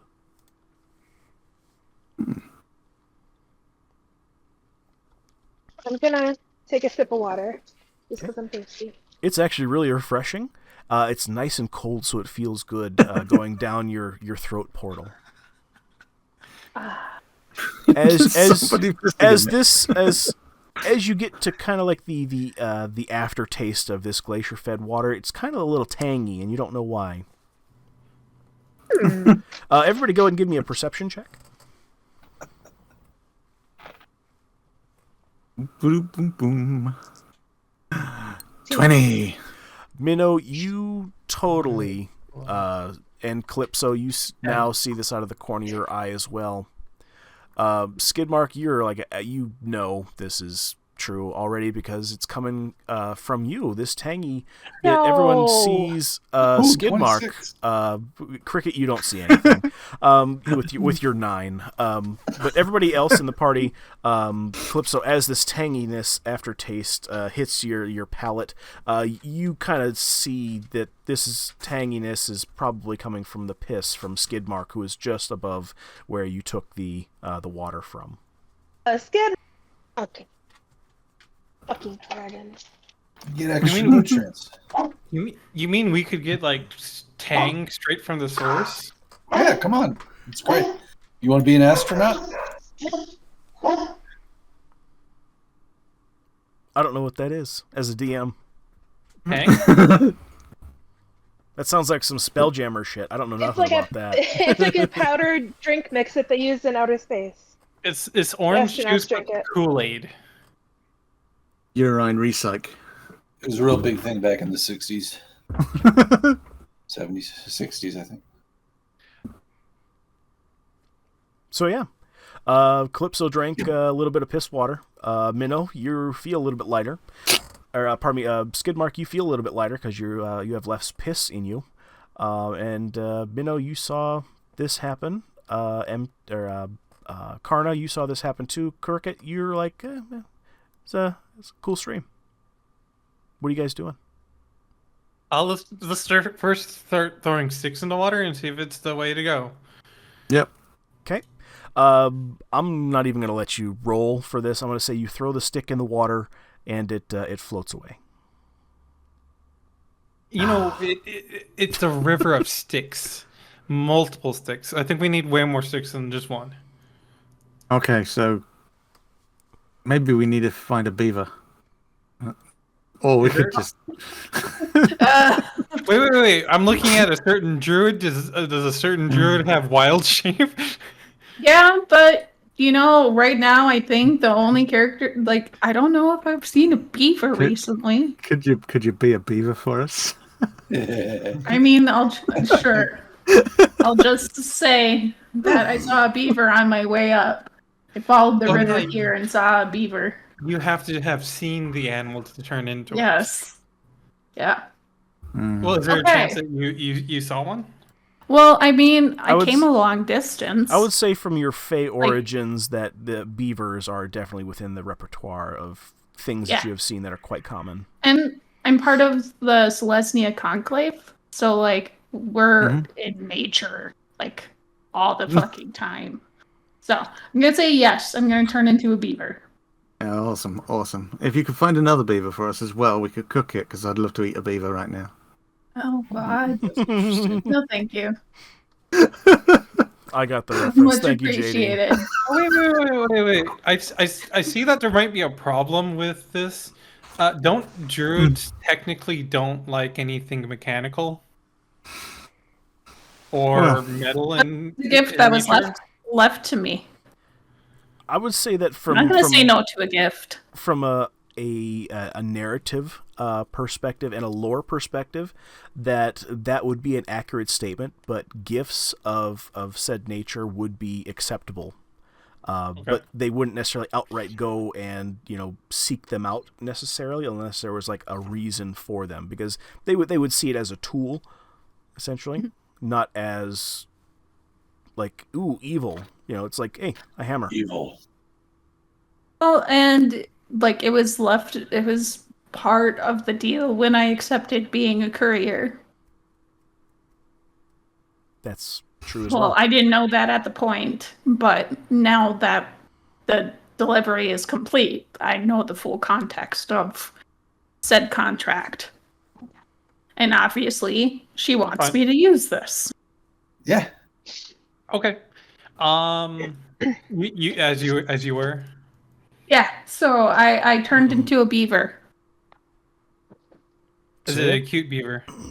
Yes, but it's tiny because it's like my size. But it has really big anime eyes. Yeah, like a Disney character. Chloe, I want fan art. She said that she would buy merch because I want the little symbol that is burned into everybody's hands on merch. Oh my gosh, really? Yeah. That's cool. All Oh right. my god, we can make keychains. That'd be cool. Ooh. Oh my goodness. So yes, we'll circle back around to that offline. What are we doing inside the game, guys? Tiny fucking beaver. The tiny beaver is chewing up wood so we can throw more sticks in the river, making a river of sticks. Yeah. Can I just cut down this tree? Oh, absolutely. Does anybody have any toothpicks? Like, would that count? I'd like to cut down the tree. The river of toothpicks instead of the river stick? I'm going to say that Skidmark, you're able to easily go ahead and make giant chunks come out of that tree and fell the tree across the glacier-fed stream. Oh god, you can pick up the tree? Yeah. Hold on, wait. Yeah, he knows what I was trying to do. Timber. You should be able to, like, Yep. make it go. Hold on, I know how to do it. Here.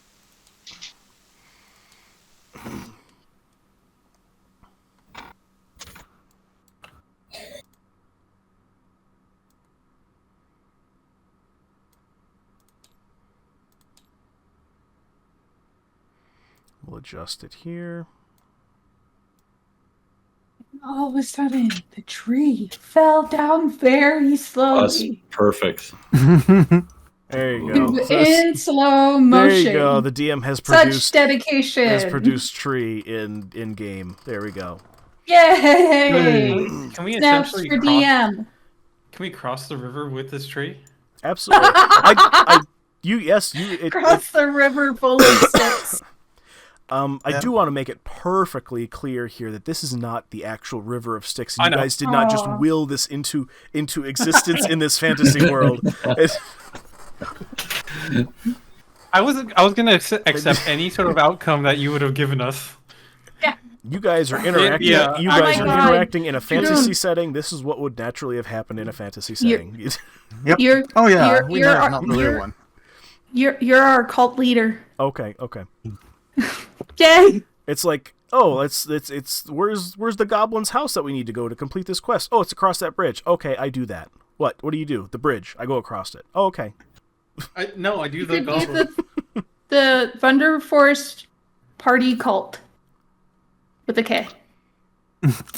There's a video game out called Hey Mom, Yeah. I Joined a Cult. That was just in my recommended. Yeah. So yeah, we got thank you. 14 minutes worth of our podcast left here, guys. What are we doing? I think we should cross the river of sticks. Yeah. Okay. See what happens. You guys. Nothing will. Is everybody go- going across the tree? I would. I'm on top of I cross. Calypso. Okay. So everybody that chooses to go across the tree now does, and you are on the opposite side of this small stream. I moved us, Calypso. Okay. Well, that's it. Yeah. And hell, guys. Do you think it worked, guys? Are we there? No, but we're in like a circle. Unless you consider the entire world being hell that we've been living in this entire time. I don't know if this is hell. Outside of game, because Cricket wouldn't know this. But what about the bodies of water in the dungeon that we came out of? I thought about that, but I thought that was a dried up river. I don't think there's a river there. It's just a pit. But there was the water. There were, well, it wasn't really water, but it was liquid. There was liquid. It was cold mist at the bottom of the. I don't talking remember about- there being any water. Are you talking about inside the dungeon? Yeah. Yeah. Oh, where there was the little girl. You had those two. There was two chambers. The one that you went in that had the black ichor in it, and the one that was just outside the black ichor room. There was a small pool that basically the water. If you weren't outside of that little pool of water, it came up to like your calves, where that little girl was on that side, where there was the balcony. Yeah. Which is in our in a for past the episode that you guys will need to refer back to. Well, if this is all she not did working, kind of the ring. if this is all not working, then we have to find somewhere else. Let's go to hell, guys. We already established we're trying to get to hell.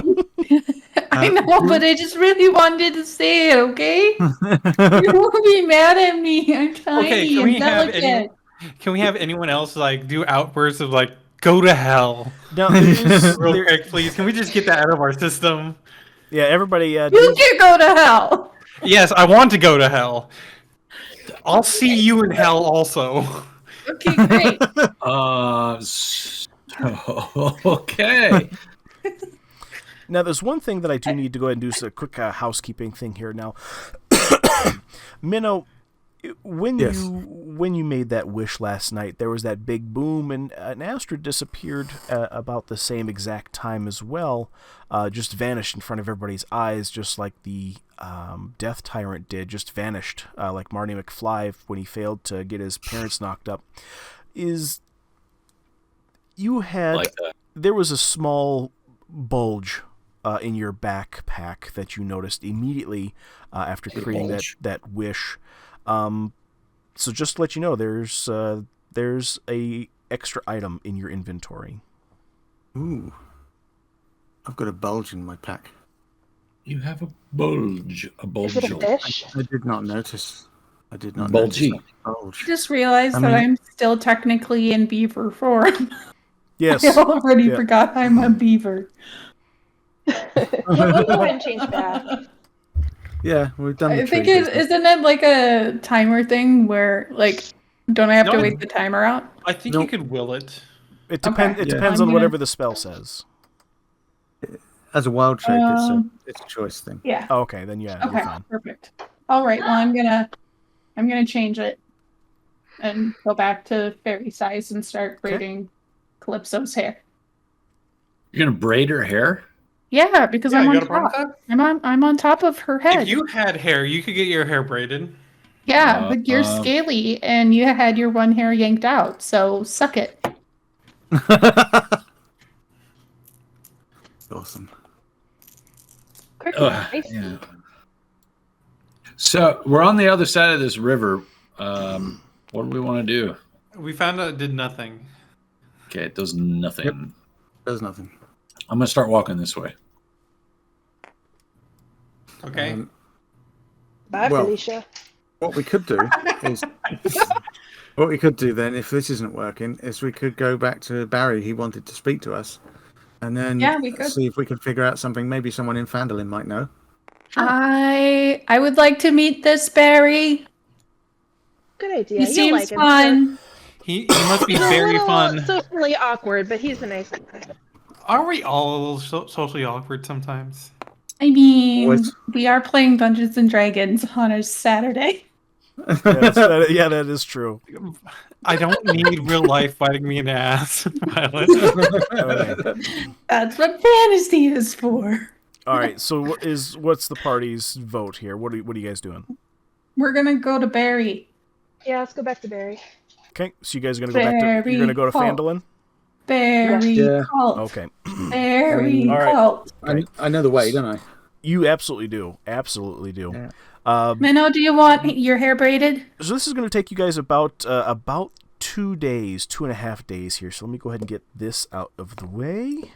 Do I know of any teleportation circle that is at Bulls or in Fandolin? There is a transportation circle that was outside of Phandalin as part of the Fey Forest section that you guys made into in a past session that led to the Cragmaw Castle that was deactivated after you guys went through it. At least, it was basically like a one-way transportation type of thing. Right, because there is a thing called a teleportation circle, which is a 10-foot diameter circle inscribed with specific sigils, and if you know those sigils, you can cast teleportation circle and jump straight to it. So I was just wondering if there was one of those. Oh, nearby. That we could jump straight to Phandalin and avoid the trouble. Well, and you could call Barry and have him show what those are. Sorry. Yeah. Okay, I would say that these are basically shortcuts that the Fae put in to go ahead and get to places when they don't want to go ahead and travel through the woods necessarily. Would I have a general knowledge? I would say that you would probably be the only one in the party that would have any type of foremost knowledge of said things. So can I take a guess? Yeah, absolutely. I want you to go ahead and make me a go ahead and give me a history check. Okie dokie. 14. Okay. Dice. I would say that you do actually know of a small summoning circle that's about a day and a half's ride from here. It's actually further away from Phandalin than it is closer to Phandalin. So if it's an active portal, you just know its location. You've never necessarily been there before, so it'd be kind of like a coin flip of, if it's there, great. We can make arrangements or try to get it to go to the closer place by Phandalin. The alternative being is that it's deactivated, and it would add in an extra day and a half worth of travel to actually walk there. Could one of the people with the Pahone call Barry and then he show me? Because I would be able to read what's there. I'll call Barry. I don't think Barry would necessarily know that, to be honest with you. To say whether or not the gate is active.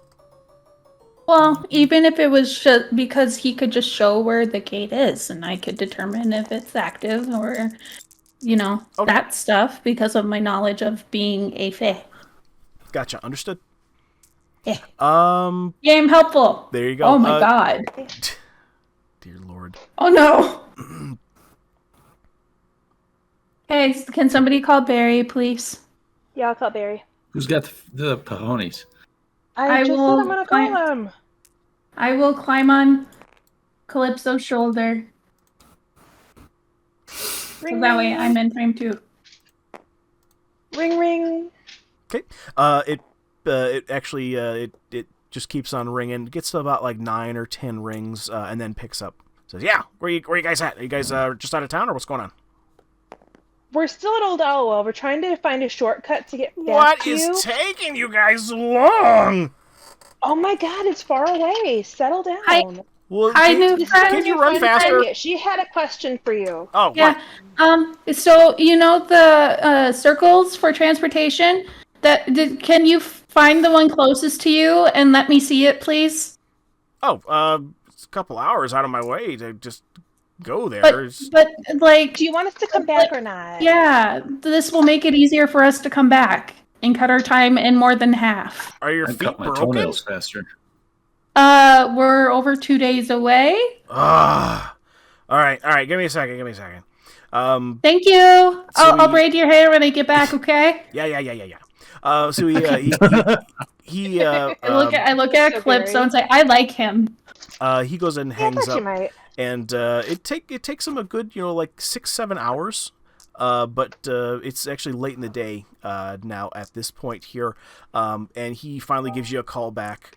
Ring. Hello. I found it. Took a while.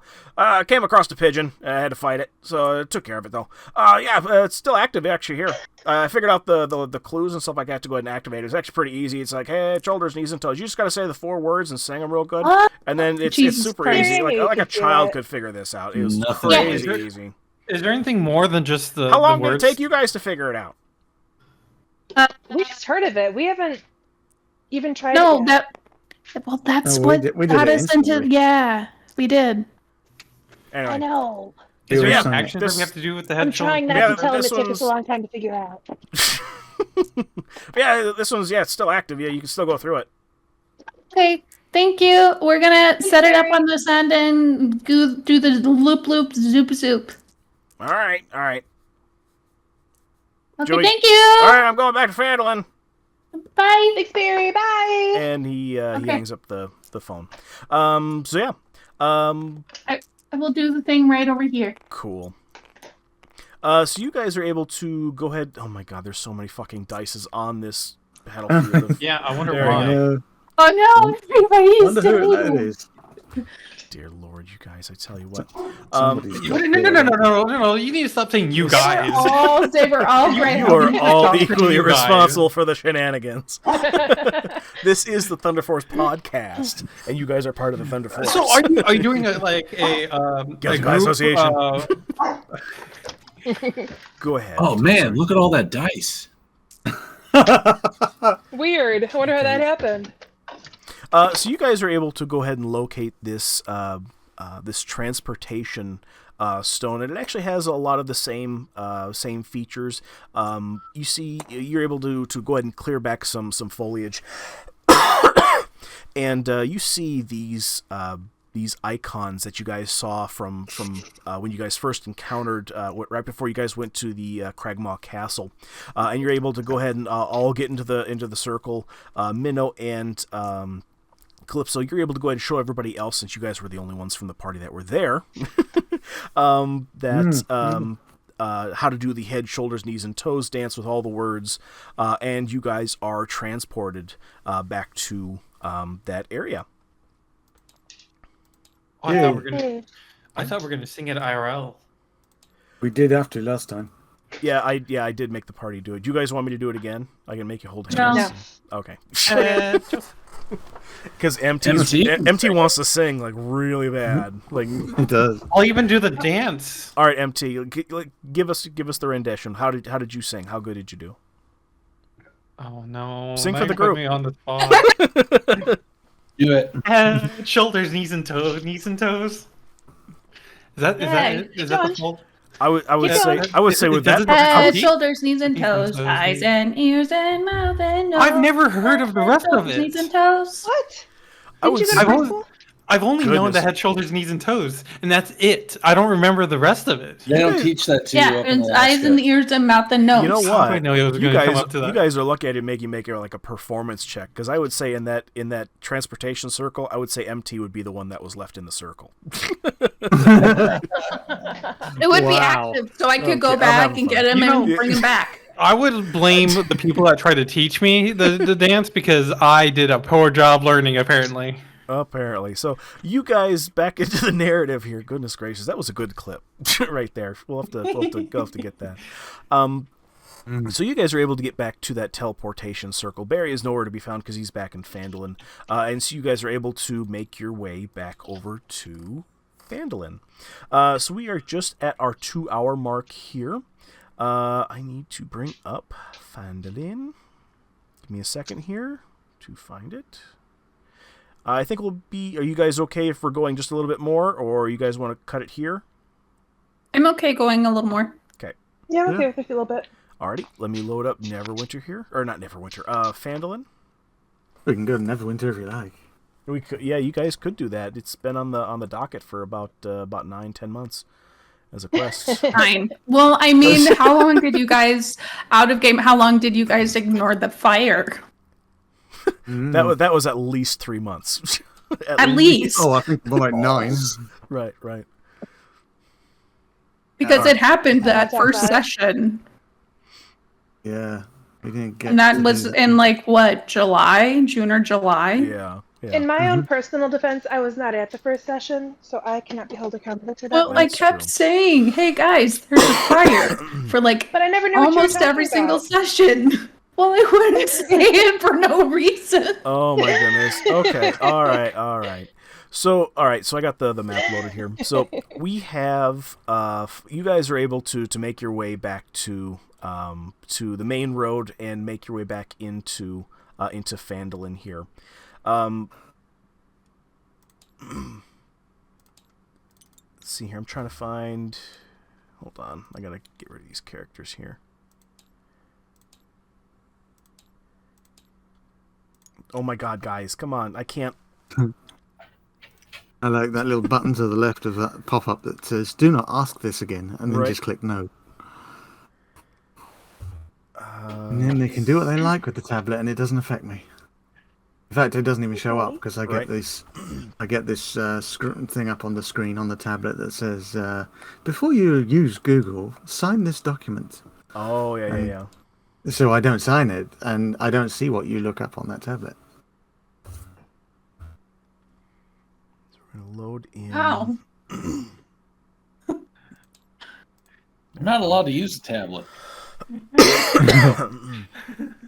Give me a second. I have to reload Phandalin in here. Bear with me, guys. You.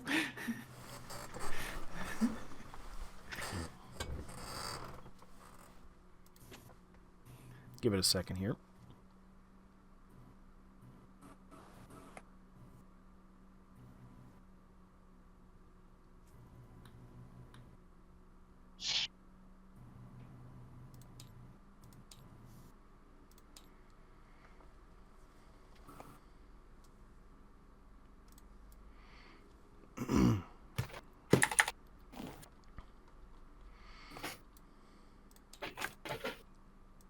Okay, let's see here. MT, which one player did you have? I think you had that one here. So let me. I could. Well, is there a way of creating like character models? There is through what was it? Hero Forge, I think is what it's called. What was it? I think it's the website is called Hero Forge, I think, if memory serves correctly. And there's 3D character models that go through there. So you guys, all right, guys, let's get back into the game here if we're gonna do this here. So we're all over at the entrance of Phandalin here. Okay. Where are we going? All right, I'm being serious now, guys. Okay. Yeah, so you where guys are are we over going? here. You guys are over here. You have to delete that tablet. Okay. Please. I tried flipping it over and then locking it, but it unlocked it and loads Okay. it back. All right. So you guys are at the entrance of Phandalin, and it's at this point here. And at this point here, you guys are normally used to coming to this town and seeing weird shit happen.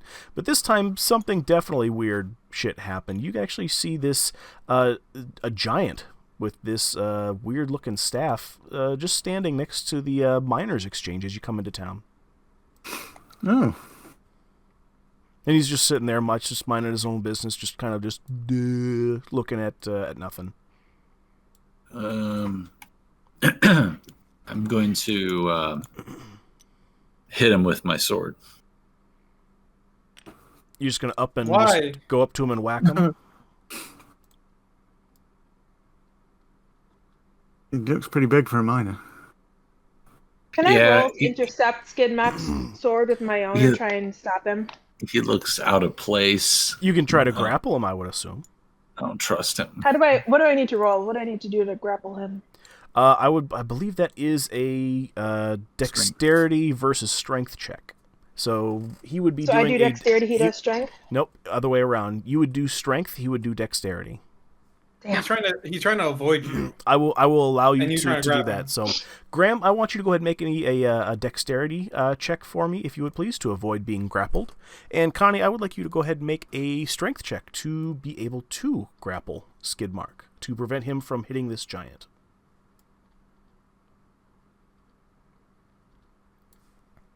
I have 12. Okay, got a 12. And Skidmark, waiting for that to load here.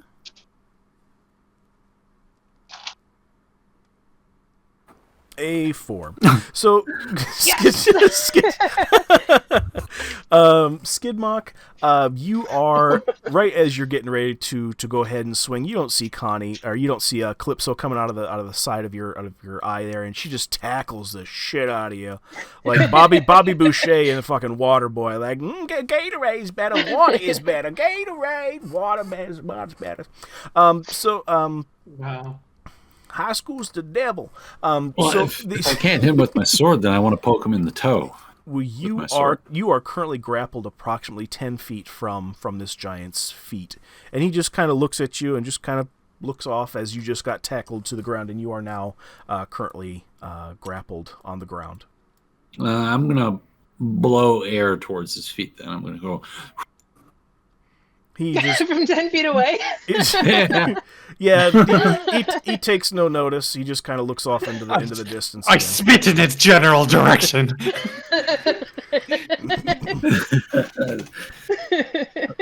Worth a try. So if he's a giant, I'm going to ask him who he is and what he's doing there, and I shall speak in giant. Oh, wow.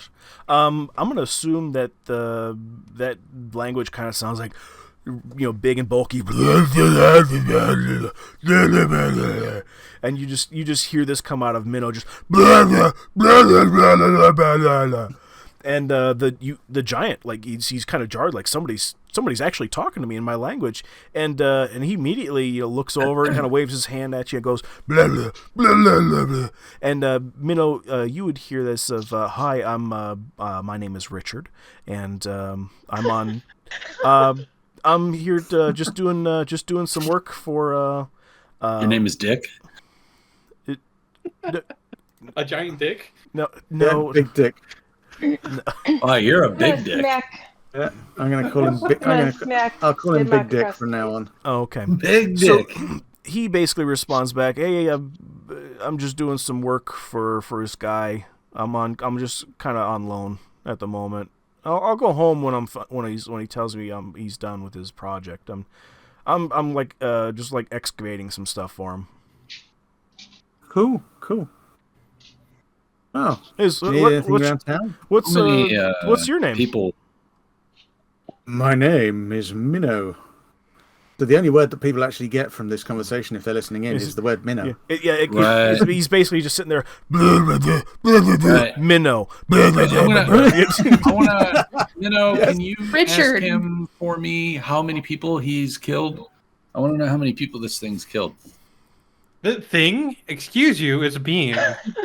Speak common. Yeah, he might speak common. Who knows? But I'm being polite. What did you ask? Is there something, any reaction? Connie? Is there any reaction when these people are speaking common? There's no reaction whatsoever. They're just talking in their language. Mm-hmm. So yeah, Minnow, it's great talking with you, man. Maybe we just haven't seen one of your kind here for a long time. How you guys holding up? Species wise. You guys going to Pound Town, or you guys on the verge of like extinction? How's that thing going? Going to Pound Town. Yeah, a bit of both. I certainly fancy a bit of Pound Town, but my clan was extinguished. I'm the only survivor, but maybe there are others. The rest of the party is, you guys just hear blah blah blah blah blah, blah Pound Town blah blah blah blah blah, and he responds back to you, Minnow, basically saying, "Yeah, that sucks, dude.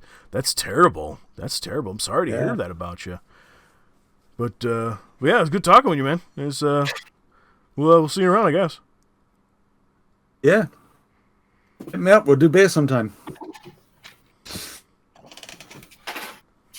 And then as this happens, the rest of the party just kind of hears blah, blah, blah, blah, blah, blah, blah, Heineken, blah, blah, blah, blah, blah, blah, blah. Hey, Minnow, can I braid your hair? Of course, always. Oh, yeah. Okay. But I turn to Skidmark and say, "You want to know how many people he's killed? Well, thousands that deserved it, but it's quite peaceable if you're nice to him, he's nice to you. Otherwise, he says he'll rip you open like a Heineken can."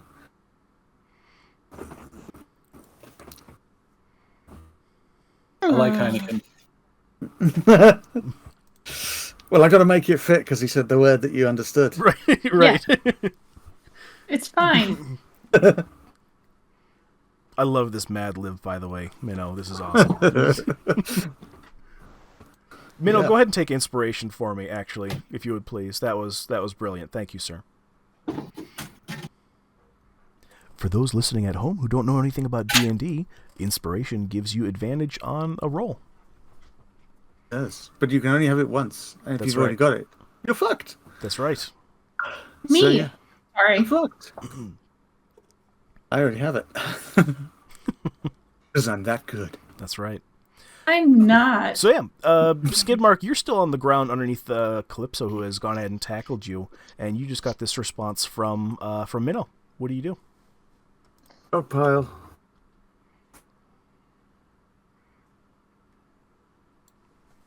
Graham, are you still there? I muted myself. Sorry. Oh, okay. I wasn't sure if the dog was going to start barking. I'm going to push Calypso off of me. Okay. Go ahead and give me, both of you, Rude. Calypso and Skidmark, go ahead and give me competing stealth rolls, if you would please. Stealth? Strength. Or Strength, you mean? stealth. Strength, yeah. Yeah, you got to contest the grapple every time you want to get One. out of it. Yep. Oh, Oh my god. Okay. Skidmark, Connie, Calypso just rolled a 1. Please tell So me. it should be an instantaneous As long as you don't roll a 1, yeah. Don't I roll a one. would imagine you roll a 1 and you just kind of you guys are just kind of like writhing back and forth, wiggling, not really making an attempt at anything. Skidmark with holy shit, Skidmark with a 15. Calypso actually goes flying off, and you are able to not be grappled anymore. All right. I'm going to stick this giant in the toe with my sword. Okay. Alrighty. Go ahead and make me. An attack. All right.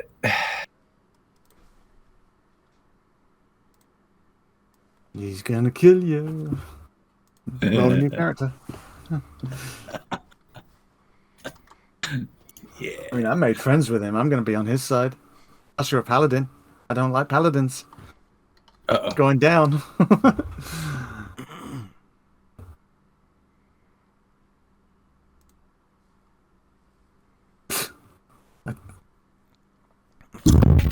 I've got to have a look at what spells I can do. Oh, come on. No. Okay. Okay. Skidmark, that is definitely not going to. That's not going to hit this giant. However, he does notice the attempt at swinging at his person, and you just hear this. Minnow, you hear, "Hey, what are you doing? Fuck is wrong with you?" As he winds up to go ahead and take a swing at you. What's up, man? At this point Hit here, him. Graham, you are still on the ground at this point here, which means that you are still in the prone position, which means this hit is going to be a guaranteed success with his great club. Sweet. Okay. Mm-hmm. Okay. Wait, so isn't it critical as well? I can't remember. No, he needs to be unconscious for that. yeah, unconscious for that one, yeah. But this is going to be like this is a guaranteed hit, so that's going to be a 3d8 plus 6. Let's see here. 3d8 plus 6. Sounds like it's going to hurt. Mm-hmm.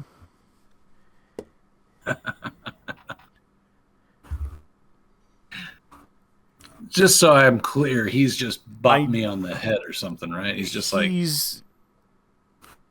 Yes. That doesn't sound like a bop on the head. Looking at his current weapon that he has in his hand, this is going to hurt a lot, unfortunately, here. Because this is kind of like a big, great club that he's using this, essentially. It's modified, so there's a sharp tip on it. I would say if anybody's passive perception is over a 10, they would identify this as a great club that's been modified as a giant shovel that has a sharp edge on it. Skidmark, I need you to go ahead and take 36 points of bludgeoning damage, if you would please. Oh, that's it? Are you down? Right. No. Okay, Okay. and that will be the giant's first attack. Okay, I need you to. He takes another swing at you, and that will be. Oh god.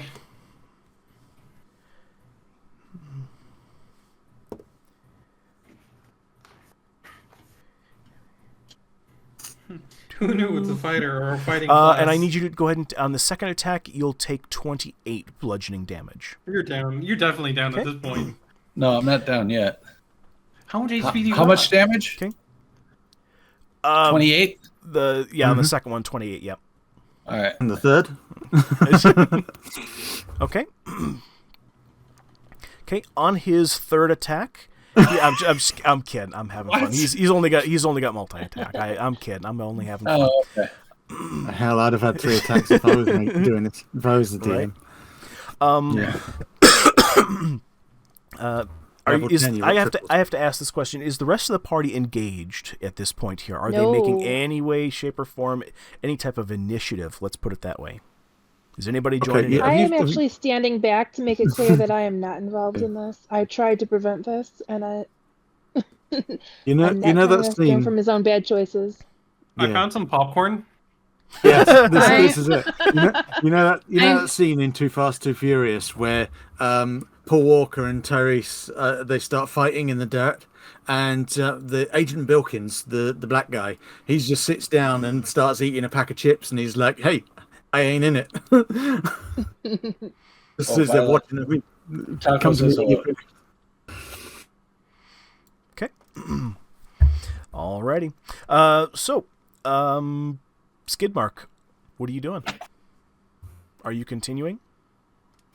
No, I'm gonna sheathe my weapon and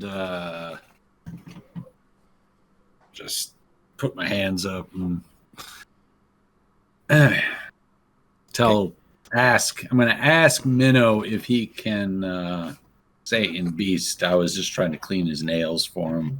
Beast? Tell Minnow in Giant Talk. Giant Talk. Graham, hold on. Yeah? Whatever you're about to tell Minnow, I need you to do in exactly 6 seconds. Before this thing is going to take another swing.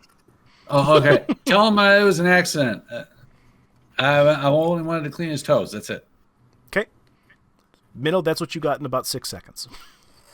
What do you do? Okay. I accidentally wanted to clean your toes with my sword. I'm sorry.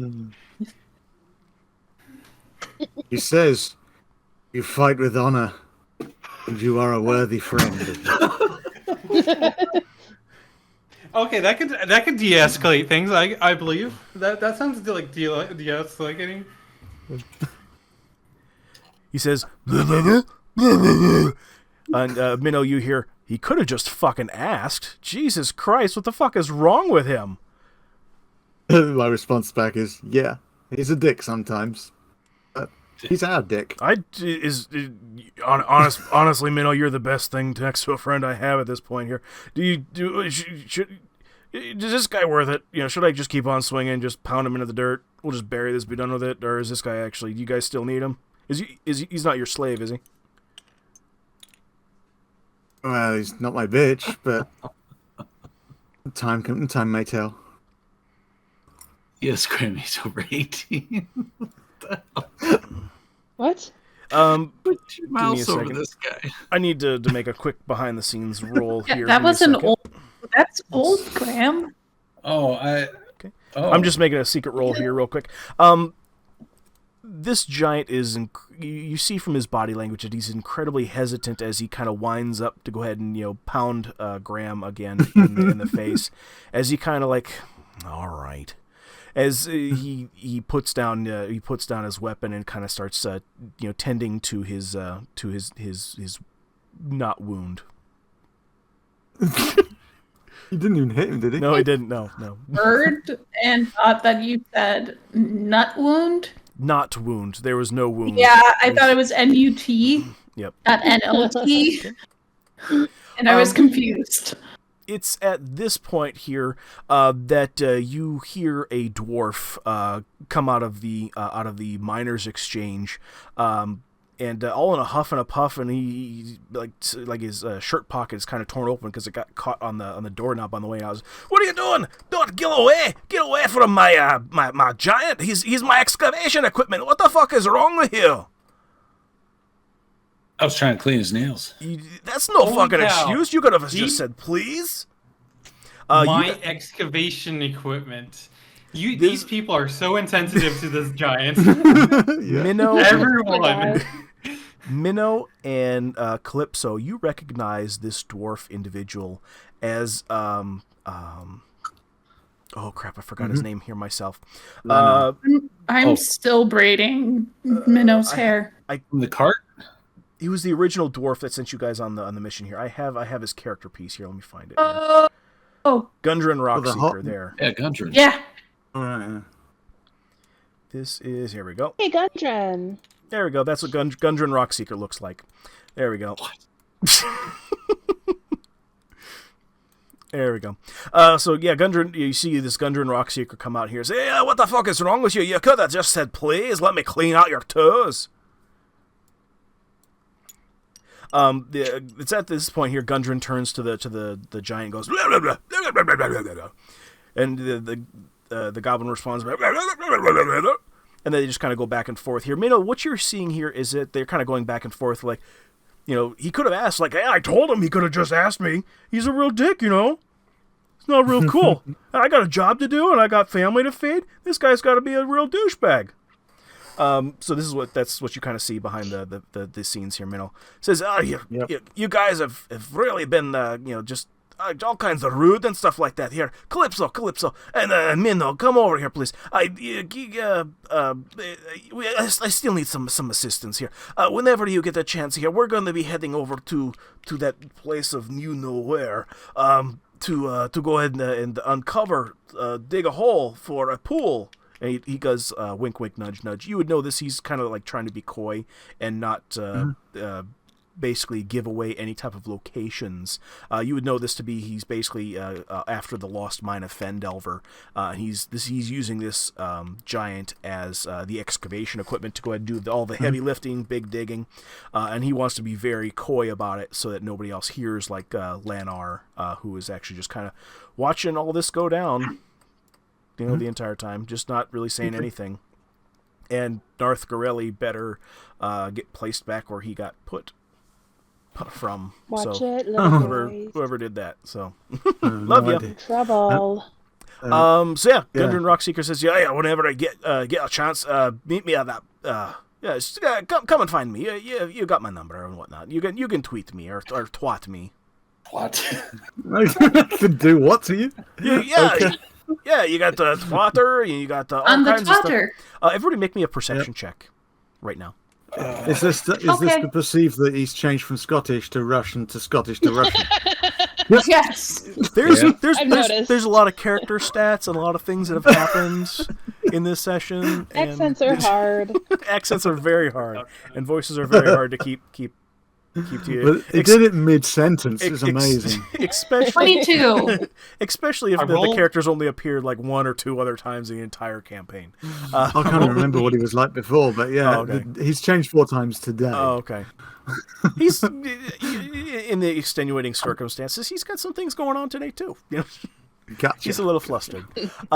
So let's see here. Calypso, with your perception of 24, that's awesome. Skidmark, you are oblivious. Cricket, you guys also notice here, there's on the ground, there's 20. more Oh my goodness, Minnow sees everything. Minnow, you notice this more than anybody else, because of the crit chance. Don't get me wrong, Calypso. The 24 is still like really fucking good, and you see this too. Cricket as well. Skidmark, you're oblivious. Kind of seeing all this go down between Gundren, Rockseeker, and the Giant. But you notice a lot of bird poop on the ground, just everywhere, just kind of everywhere. Not to the point where it's like disgusting, but like, hey, that's a lot of bird shit. A lot of people have been talking. Birds that live around here. PayPal birds. Out of game, how long have we been away? You guys have been away for pardon me. I'd say a good like maybe 2 weeks, 3 weeks. Something along those lines when it comes to like travel time and how long you guys were in that dungeon before this session happened. Anyway. Let's blame bird people. Sounds fair. Okay. Gundren, are you guys doing anything at this point before I say something? I know. What do you want? Some flowers in your hair, or do you want beads? Ooh, well, flowers don't really last, do they? No. That would mean the whole thing needs doing again. So yeah. Well, I'm happy to do your hair. It's fine. Flowers then. Flowers are better. Okay, you got it, Mister. Okay. Okay, I'm done. Gundren turns and says, "Well, yeah, guys, you guys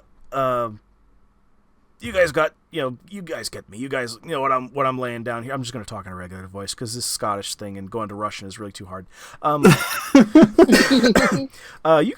You guys know my number. You guys can reach out to me on the twatter. Just reach out and we'll take care of things. You know what I mean? The place at the deal, right?" And he turns to the giant and goes, "Rah, rah, rah, rah, rah. Come on, let's go." And they both go ahead and walk. They start walking away out of Phandalin. Cool. Okay, so we'll go ahead and move them and lock them down. They are no longer in here, and you guys are left with the rest of the town of Phandalin. So you guys are moving on, or what are you guys doing? Are we still looking for a berry? Let's go see Barry. All right. Cool. Thank you. So you guys continue walking through the town here, passing through all the different places. Everybody's really friendly, waving hi to you. You guys continue to notice, patches of bird poop and stuff like that. You notice a lot of bird poop from kind of around the Thunderforce guild, and that may or may not raise anybody's attention. But as you guys make your way through the town, you guys make your way over to... I need everybody to go ahead and move their character piece over right here in front of Barry, and we can get that started. He's over right over by Garfield's. I think I disappeared into the miners' exchange. Oh, okay. I will find you. I don't know where to go. Oh no, somebody threw you over into the bushes. Here, I found you. Yay! Friend. All right, no hands. Here, we're gonna move over here. Yeah. Okay. Hi, Barry. Okay, getting stuff prepared here. Barry's not available yet. Give me a second. I didn't know that there was a hop at the end of his name. I thought it was just Barry Dingle. Everybody, you guys have decided to call him Barry Dingle, but his full name is actually Barry Dinglehop. Oh. Sad. Anyway, so yeah, you guys go ahead and walk up to Barry. He's actually turned around so he doesn't see you necessarily right away. He's actually tightening some bolts on his giant mechanist, this giant mechanist device. You would recognize it from this perspective or this direction as being that giant giant device that he was kind of peppering the town with that smoke that basically cleaned the town of the infectious fey magic that he was afraid of. This is the same. This is the same device, but it's been modified significantly. It's a whole new thing. He's repurposed it entirely. You hear him, as you walk up, you hear the ratchet click, click, click, click, click, and he's tightening a bolt down. I just realized, what if Barry doesn't like me?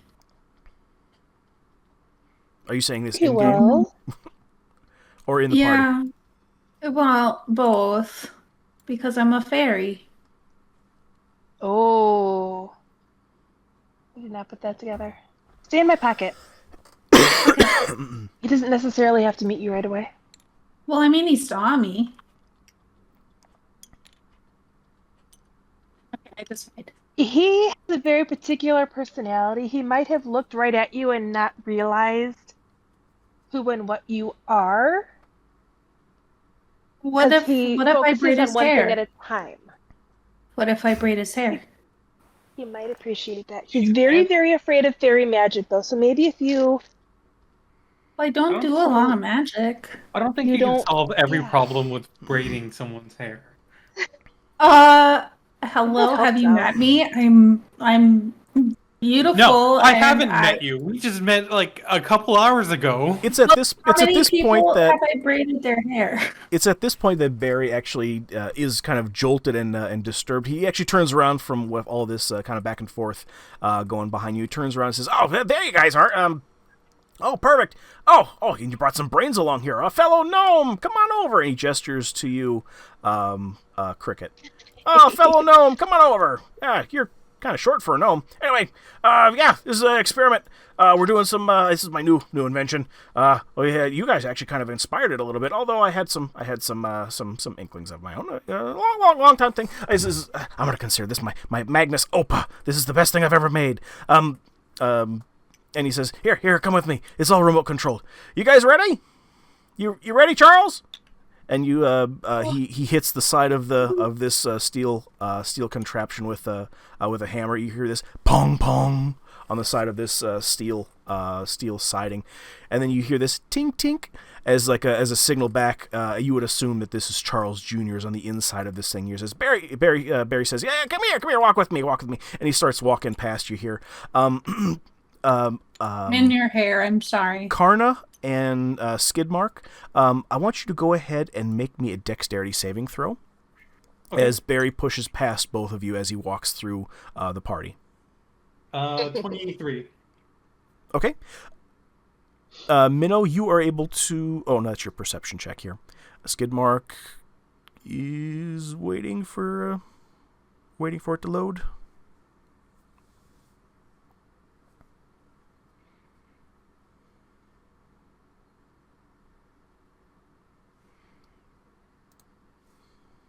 There we go, 18. Alrighty. And MT, what did you have? Or, pardon me, Karna? 23, I rolled. Okay.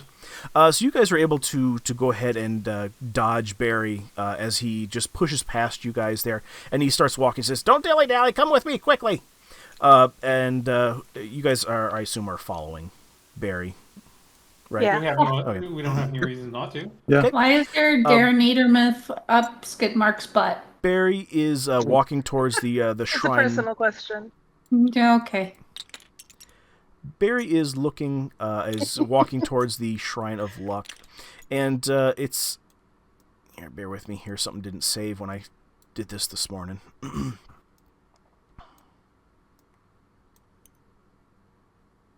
There we go. Pardon me. All right. So everybody is following. Confirmed. Yes. Yeah. Okay. Please go ahead and join Barry over here, please, if you would, please. Yeah. He says, "Here, perfect. Stand right here. This should about do it." And he says, "Here, do your best to stand on the red X. That's the best spot. That's like a front row seat." Okay. What exactly is going to happen here, Barry? This is my Magnus Opa. It's the greatest thing ever. It is a Fey generator. See, the thing is, you guys, when you came out of the forest, it was a long time that you guys, like disappeared for. But you guys went through the Fey Forest, so I figured, like, hey, what if that could be like something that we could make? That'd be cool. That'd be super cool. So it generates that same Fey Force, but it's really intensive on energy. Oh my god, it took weeks to go ahead and put this together. It was crazy. The materials are so incredibly rare. Oh, it's so cool though. Here. This is Here, stand here. And he pulls out a little, a small little receiver, has a small little makeshift antenna on it. Here, check this out. As soon as this hits 88 dingles per hour, you guys are gonna see some real shit. And he hits this giant novelty button as you hear this giant whistle go whoo whoo, almost like it comes from a train. As this contraption, this new machine that he has built, starts barreling like 0 to 60 and like nothing. Like this thing is already at speed as it's coming down here. Barry, it's at this point here, Barry kind of murmurs something underneath his breath. Go ahead and give me a perception check, if you would, please.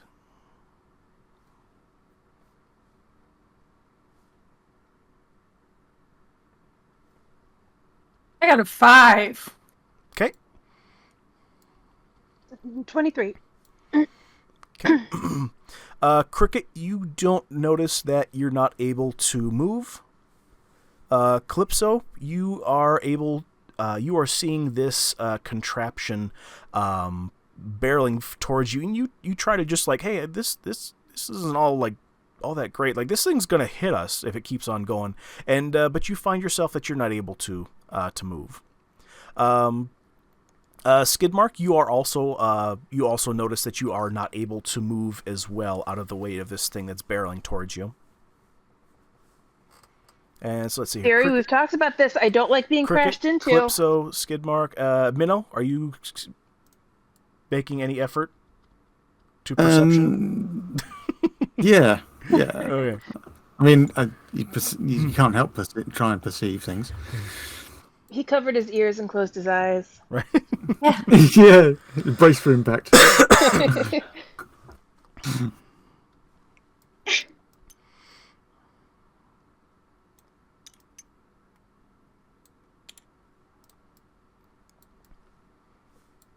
Okay.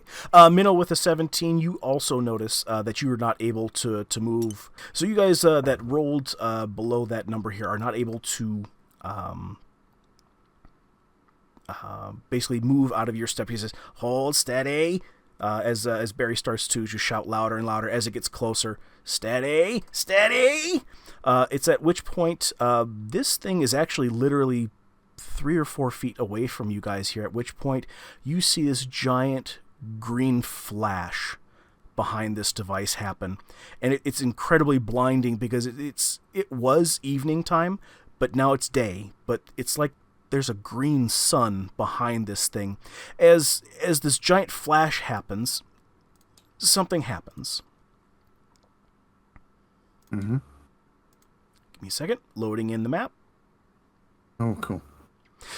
A giant green flash happens, and there's a big boom sound. And as there's this big boom sound here, this contraption disappears in front of you, and fire falls upon the bottoms of everyone's feet in the direction of the Shrine of Luck.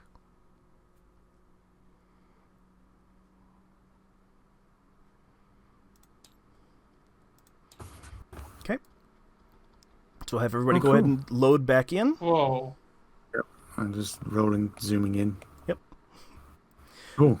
Okay. It's at this point here that there's fire underneath everyone's feet here as you guys all at this exact same time, as soon as these two flames shoot in the direction of the Shrine of Luck on the ground here, very reminiscent of a trademarked franchise that we don't want to get sued by. If anybody's getting what I'm putting down, it's at this point here you guys are then released of your feet, being basically being stuck to the ground. At which point you guys hear this beep beep from a small stationed wagon right next to you guys there that has like a little mechanical timer that Barry has set up ahead of time that then starts to begin counting down from 1 minute. Barry yells out, "Oh my God, do you guys believe it? That's so cool!" And guess what? There's only a 9% chance that would have actually done that! Can you believe it? That's amazing! Wow, Barry, seems that we are back from the futon. But 10 out of 10. So what do you guys think? I love it. It's beautiful. I made my own. I made my own different. As long as it goes to 88 dingles per hour, I named it after myself because it's a unit. It's a unit of speed. I invented it myself. It's amazing. Well, So cool. what does it do? Like barbecues? This is fun. You guys are going to need to move for this. And he pushes everybody out of the way with a thunderclap.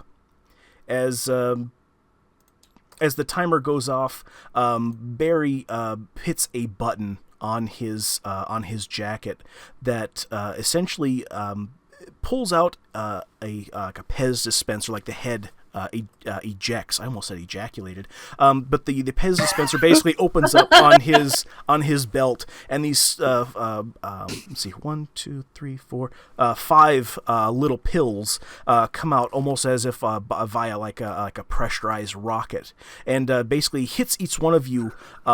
It doesn't hurt. It just pushes everybody to the left and to the right of the path, essentially. You guys are go ahead and give me a dexterity saving throw to avoid being knocked prone. Okay.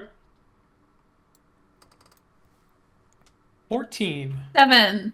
Okay. MT, you're good. Yeah. I'm not. Karna. Yeah, pardon me, Karna. I'll get your name right. I promise. It just takes time.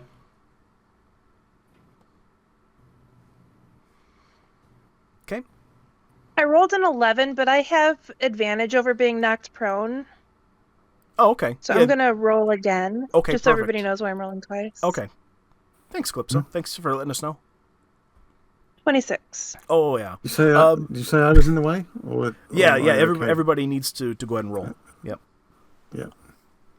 Okay, or everyone gets low rolls. Oh, goodness. Alrighty. We're all dead. New campaign. Calypso, right? No kidding. See here, Calypso and let's see here. Calypso. Oh yeah, that's right. Calypso rolled twice. Goodness, I was like, wait a second, she rolled twice. You just told me. Skidmark, you are pushed to the ground. And you're kind of facing down. Calypso, you are fine. You're able to move out of the way in time and are able to go ahead and use one of these pills to move to the either side of the road here. Minnow, you're not so good on this. You're knocked prone. You're actually down on your hands and knees. This is actually kind of a weird state to be in, considering that nobody knocks down Minnow. You're on the ground, so. It's at this point here, there's that giant green flash again as this device reappears again after that timer started to beep, at which point it originates where you guys last saw it disappear. It's then at this point that you hear what sounds to be a door swinging open and kind of a louder version of that... a louder version of those pills going off, like a actual rocket, like a happening, as you hear screeching tires on the ground. And let that next map come up here. Bear with me.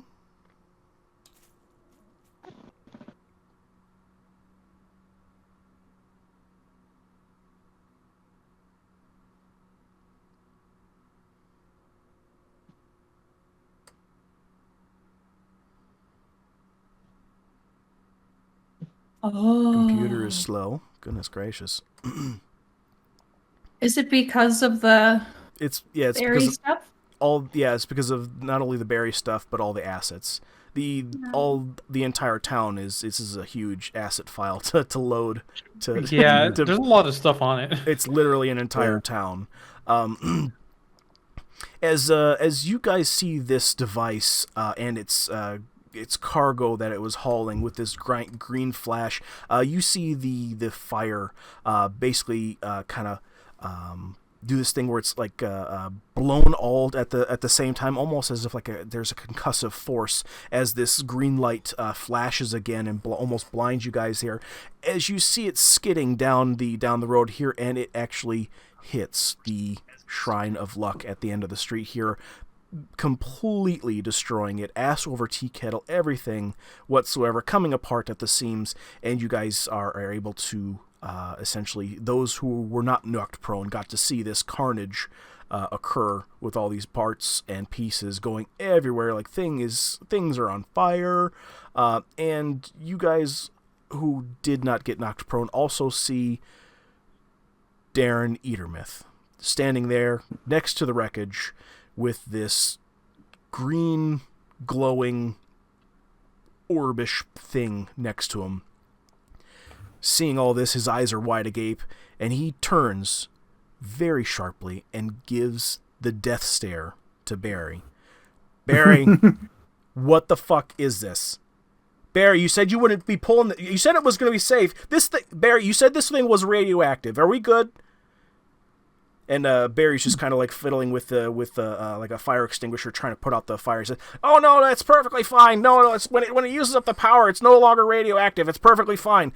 He turns to you guys. He's like, "Hey guys, that shit's like really radioactive. We better get that off the road. There's like somebody's gonna grow an extra wing if we don't get that." Like, so he says, "Here, take these. You're going to need these." He takes another Pez dispenser off the other side of his belt and hands you a pill. And has a little tiny clip on it. He says, "Here, put these on your belt. Hit the button."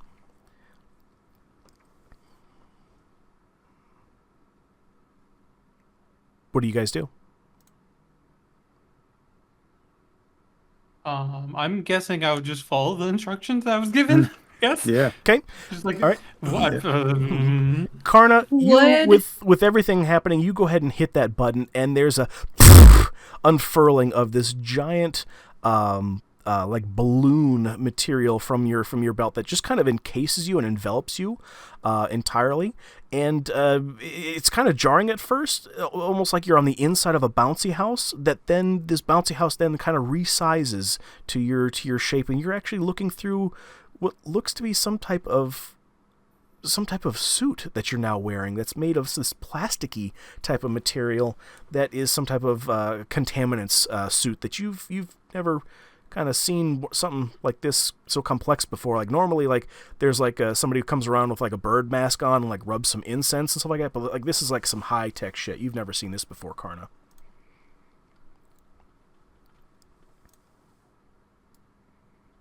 Okay, then what comes from me being in this nice place? This suit protects you from outside elements of this type, which would be radiation. Or what you would perceive as a green glowing device. No. The thing is, didn't we talk about radiation and how it's not going to affect because it's all used up? Why am I in a radiation protection suit? It's just like the thing that that Barry had us in originally, like when the decontamination with the churro and the butt dog. Yep, exactly. Yep, you guys recognize these. At least Calypso and Minnow does, anyway. This wouldn't affect me though, because I'm a fairy, right? No, it won't necessarily affect you in any way, shape, or form. You're still the same person that you are in any way, shape, or form. Yay! I'm amazing. Okay. So does everybody else basically sees this happen to Karna? Do you guys also then hit your buttons? Yep. Okay. I should probably hit the Definitely. button. So yeah. Okay. Okay. So you guys all hit your buttons there, and you hear this, simultaneous as all these like bouncy houses kind of erupt from this tiny little packet pill that has the little button on it. As you guys are then enveloped with these bouncy houses that kind of push you awkwardly aside because they're like way oversized, like very kind of like a one size fits all type of mindset here. And it shrinks down to your guys' individual size. It actually fits really well. Fits really well over your guys' armor and everything. Says, here, Lee, come this way here. Minnow, grab this side. Here, I'll grab this side. And then, Calypso, you grab this side. And here, let's move it. Let's move it to the edge of town. You gotta hurry. Whatever you do, just hurry. Just hurry.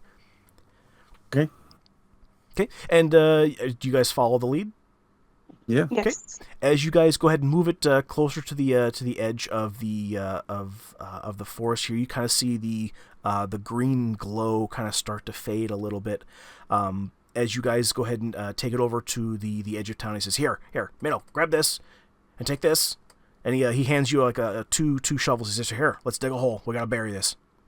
And as you guys start to go ahead and dig, Barry's goes on to kind of start explaining about like how this is his this is his magnum opus, as this basically what you guys just witnessed is effectively a rudimentary prototype that Barry just created of inventing what he calls time travel, essentially, where you guys saw all this take place here. It's at this point here at the same time that you see a parachute off in the where you guys just came from, that's coming down.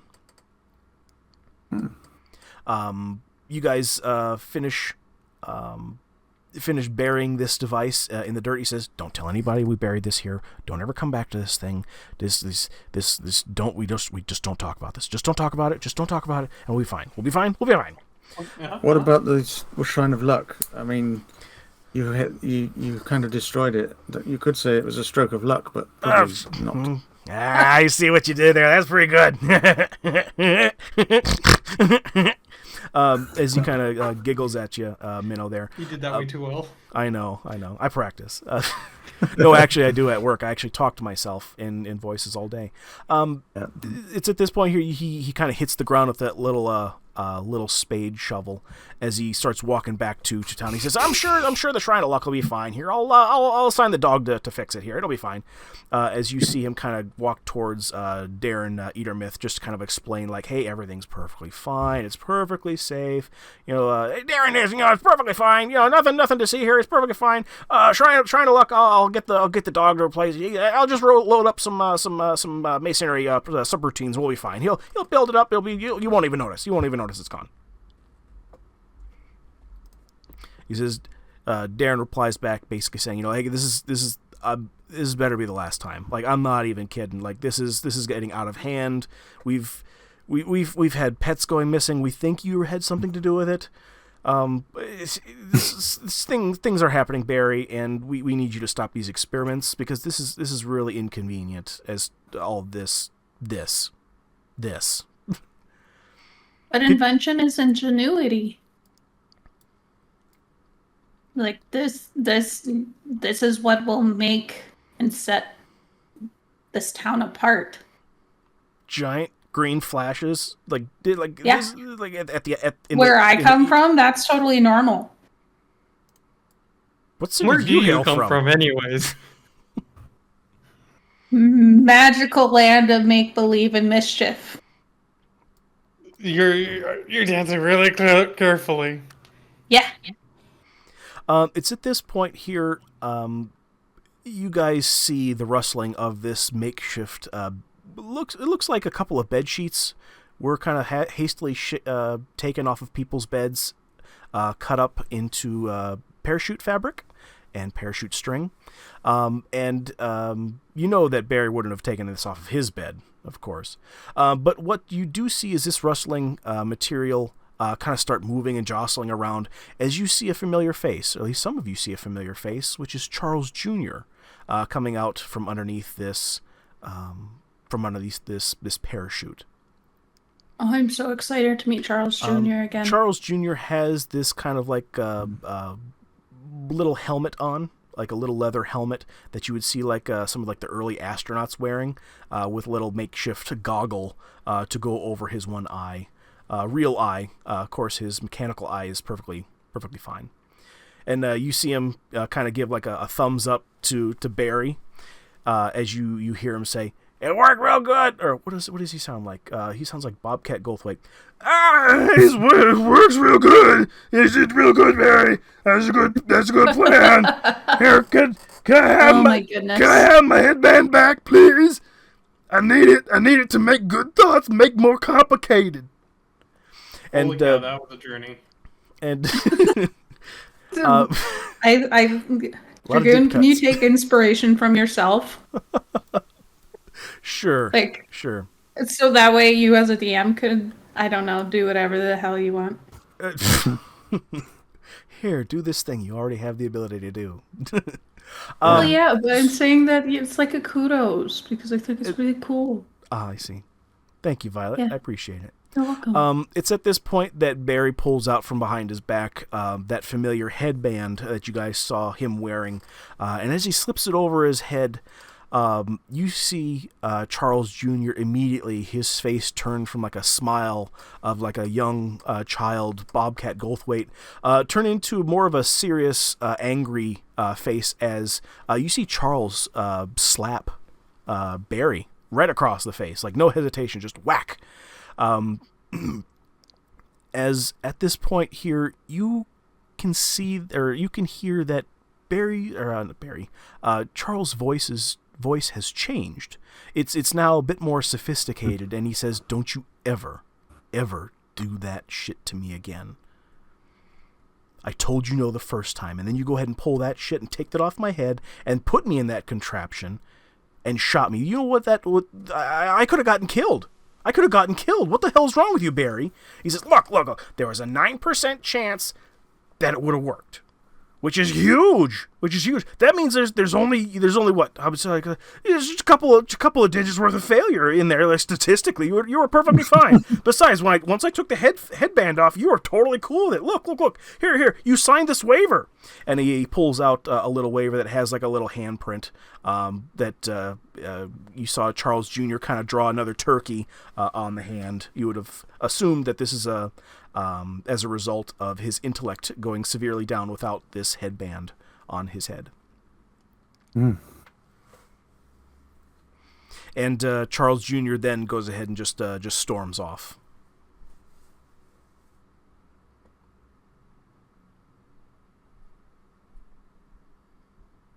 Hey, Dragoon. You guys thought it was cool, huh? Or that was Jesus. That's wrong voice. Yes. Can I go after? Go ahead. I go after? Okay, go after Charles and deliver the letter. You go ahead and stop Charles Jr. as Cricket. You basically fly over and tap him on the shoulder. He turns around and says, "Yeah, what do you want now?"